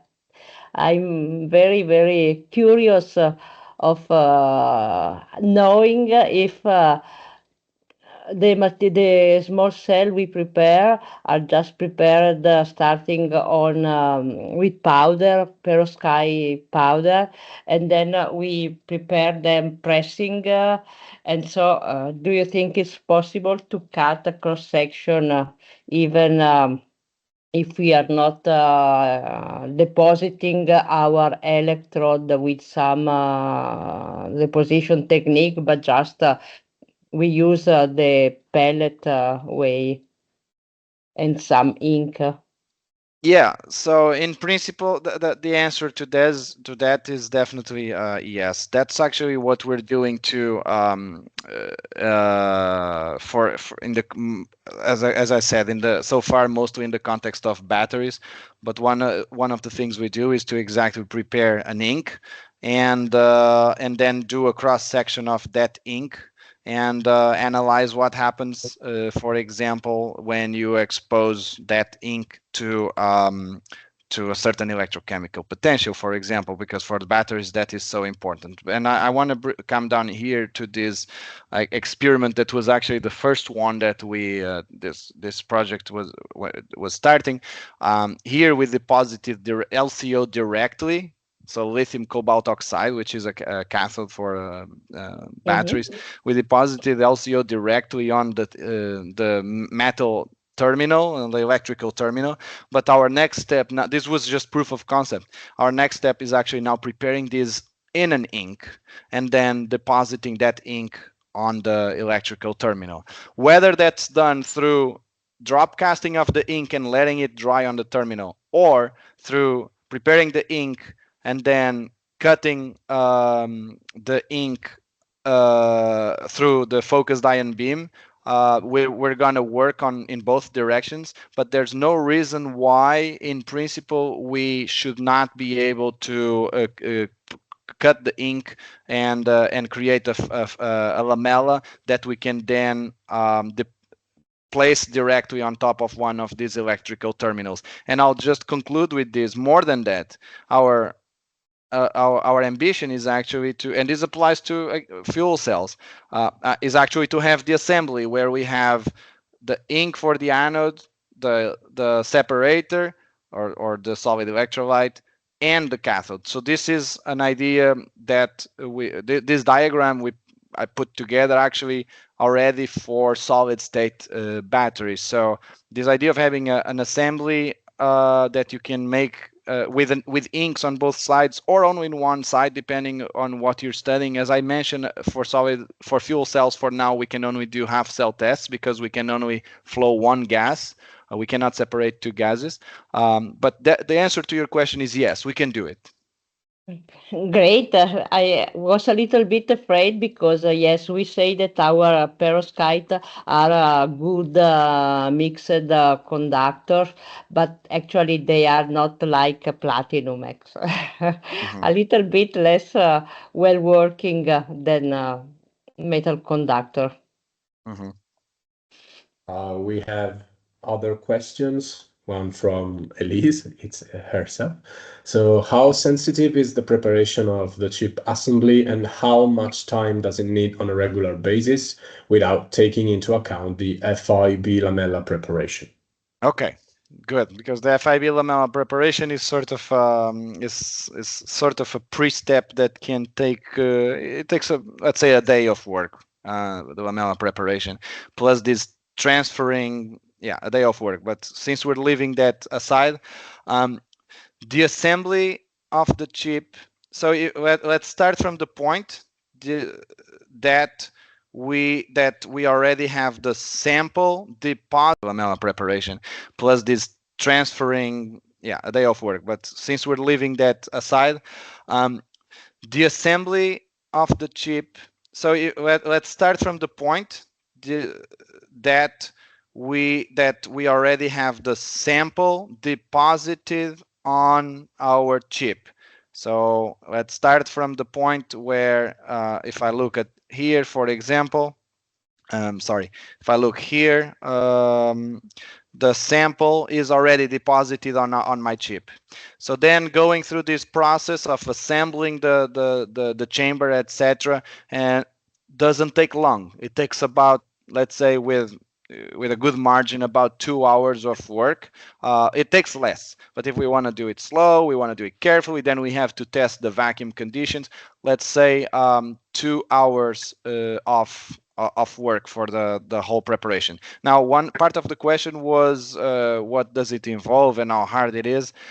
The success rate is not 100%, but it is well above the success rate of the preparation of the assembly of the chips. It is well above 80%. So when people get experienced with this, because there's a lot of windows that break, etc. But as people get experienced, we can definitely rely on a success rate of 80%. But that means that if you want to do an experiment, it's good to always prepare 2 or 3 chips. If something goes wrong, you move on to the next one, and within the same day you can still do an experiment. Okay, then we have another question. Another from Elise. How does the in situ approach using chips compares to the ETEM? The ETEM, my understanding is I believe in the ETEM you can only go, I don't know from top of my head, but even though it's called ETEM, I don't think you can go to atmospheric pressure. You go to, I think, maybe 0.01 of an atmosphere or something like that. So 1% of atmospheric pressure. In this case, you can go to atmospheric pressure, so 1 atmosphere, and actually you have the ability to go slightly higher to at most 2 atmospheres. You can't go higher for a simple reason. It's just it will break the window, and so if it breaks the window, your experiment is killed, is dead. So, but that's the main difference, is that even though you get that confined space, and you have to deal with the fact that you are in that confined space, your sample, you can't have a bulk sample like a big sample. You have to first do this lamella preparation or use micro-sized materials or whatsoever. But as long as you overcome that hurdle, then the fact that you can go to 2 atmospheres is a big difference compared to environmental temp. Okay, thank you. We have another question from Viera Huerta. Thank you for your presentation. Could you please explain some of the challenges regarding electron diffraction for analyzing surface defects? Yeah, for analyzing surface defects, electron diffraction works pretty well for, say, at least 50 to 100 nanometer areas. It's called selected area electron diffraction. If you want to look at the surface, that's not gonna help you much, because your surface will be 1 or 2 atomic layers, so will be less than 1 nanometer thick, if you wish. The challenges associated are, at that point, you have to move on to a different technique called convergent beam electron diffraction. Convergent beam electron diffraction will allow you to see, will easily still allow you to see, for example, if there's a phase transformation, because your single crystal electron diffractogram will be totally different. If you're talking about surface structure modifications that are of the type, the lattice constant increases by 2%. That may not be something that is likely something I don't have from top of my head, then the change the effect on the sensitivity. But what I can tell you is that if you're looking at minor changes on the lattice constant, that will be very challenging. If you're looking at the crystal, there is a new phase formed at the surface with 5 atomic layers, for example, that you will be able to definitely detect with your convergent beam electron diffraction. And you can actually go further than that and then make, for example, a strain map, where again it will depend on the sensitivity, and it will depend on the degree of change in your lattice constant. But you can do a so-called strain map, where you look at your image and you can map the changes in the unit cell volume, or the lattice constant, whichever you want to call it. You basically make a map of that. But I think the question here really boils down to sensitivity and what changes you're trying to look at. If it's not a new phase forming, so a totally new phase at the surface, it might be challenging to detect very small changes in the lattice constant if they only happen at the surface. Thank you. One last question from Ahmed Subrati. Is the breakage of the sinks window critical to the 10 column? The answer is in gas conditions, and this is relevant for fuel cells. So in gas conditions, no, it's not critical. It's a very small volume of gas that gets introduced to the TEM column. The gun valves immediately shut as soon as the column detects a drastic increase in the pressure. If you're in the pressure within the column, because we're talking about 10 to the minus 6 or so, or 10 to the minus 6 torr. So as soon as there's a window that breaks, and it does happen, it's not common, but it does happen, the beam valves close, you remove your sample, all good. Where things can go wrong is in liquid conditions, and it's very rare, but they have gone wrong, and you can have 6-week repair to your TEM that costs like $60,000 or $80,000. Thank you. That's all for the questions, Elise. Okay, let's thank again Rui. Thank you very much for your presentation and this very exciting discussion. I would also deeply thank Siavash and Antonella. They have organized with passion this webinar. Thank you very much, especially Siavash who has been very much involved. And I would like also to thank again all the speakers for today. I think that we have been up to 70. I haven't checked exactly, but for sure more than 60 participants. So that was a really very successful webinar. I would like to thank you all, and thank you, Claudio, also for the practical organization. And let's keep in touch. I guess that we will have many topics to discuss in the future regarding samples, our techniques, and I wish you a great end of day. I don't know, Just one word for everyone. So the recording of this webinar will be provided through Knowskite-x website and social media. So take a look to the website or social media in the next days. Thank you very much, Claudio. I wish you a good evening, all Thank of you. you. Have a nice evening. Goodbye, everyone. Thank Thank you, you. Good evening. Thank you everyone. so much. Bye bye. Bye bye. Bye.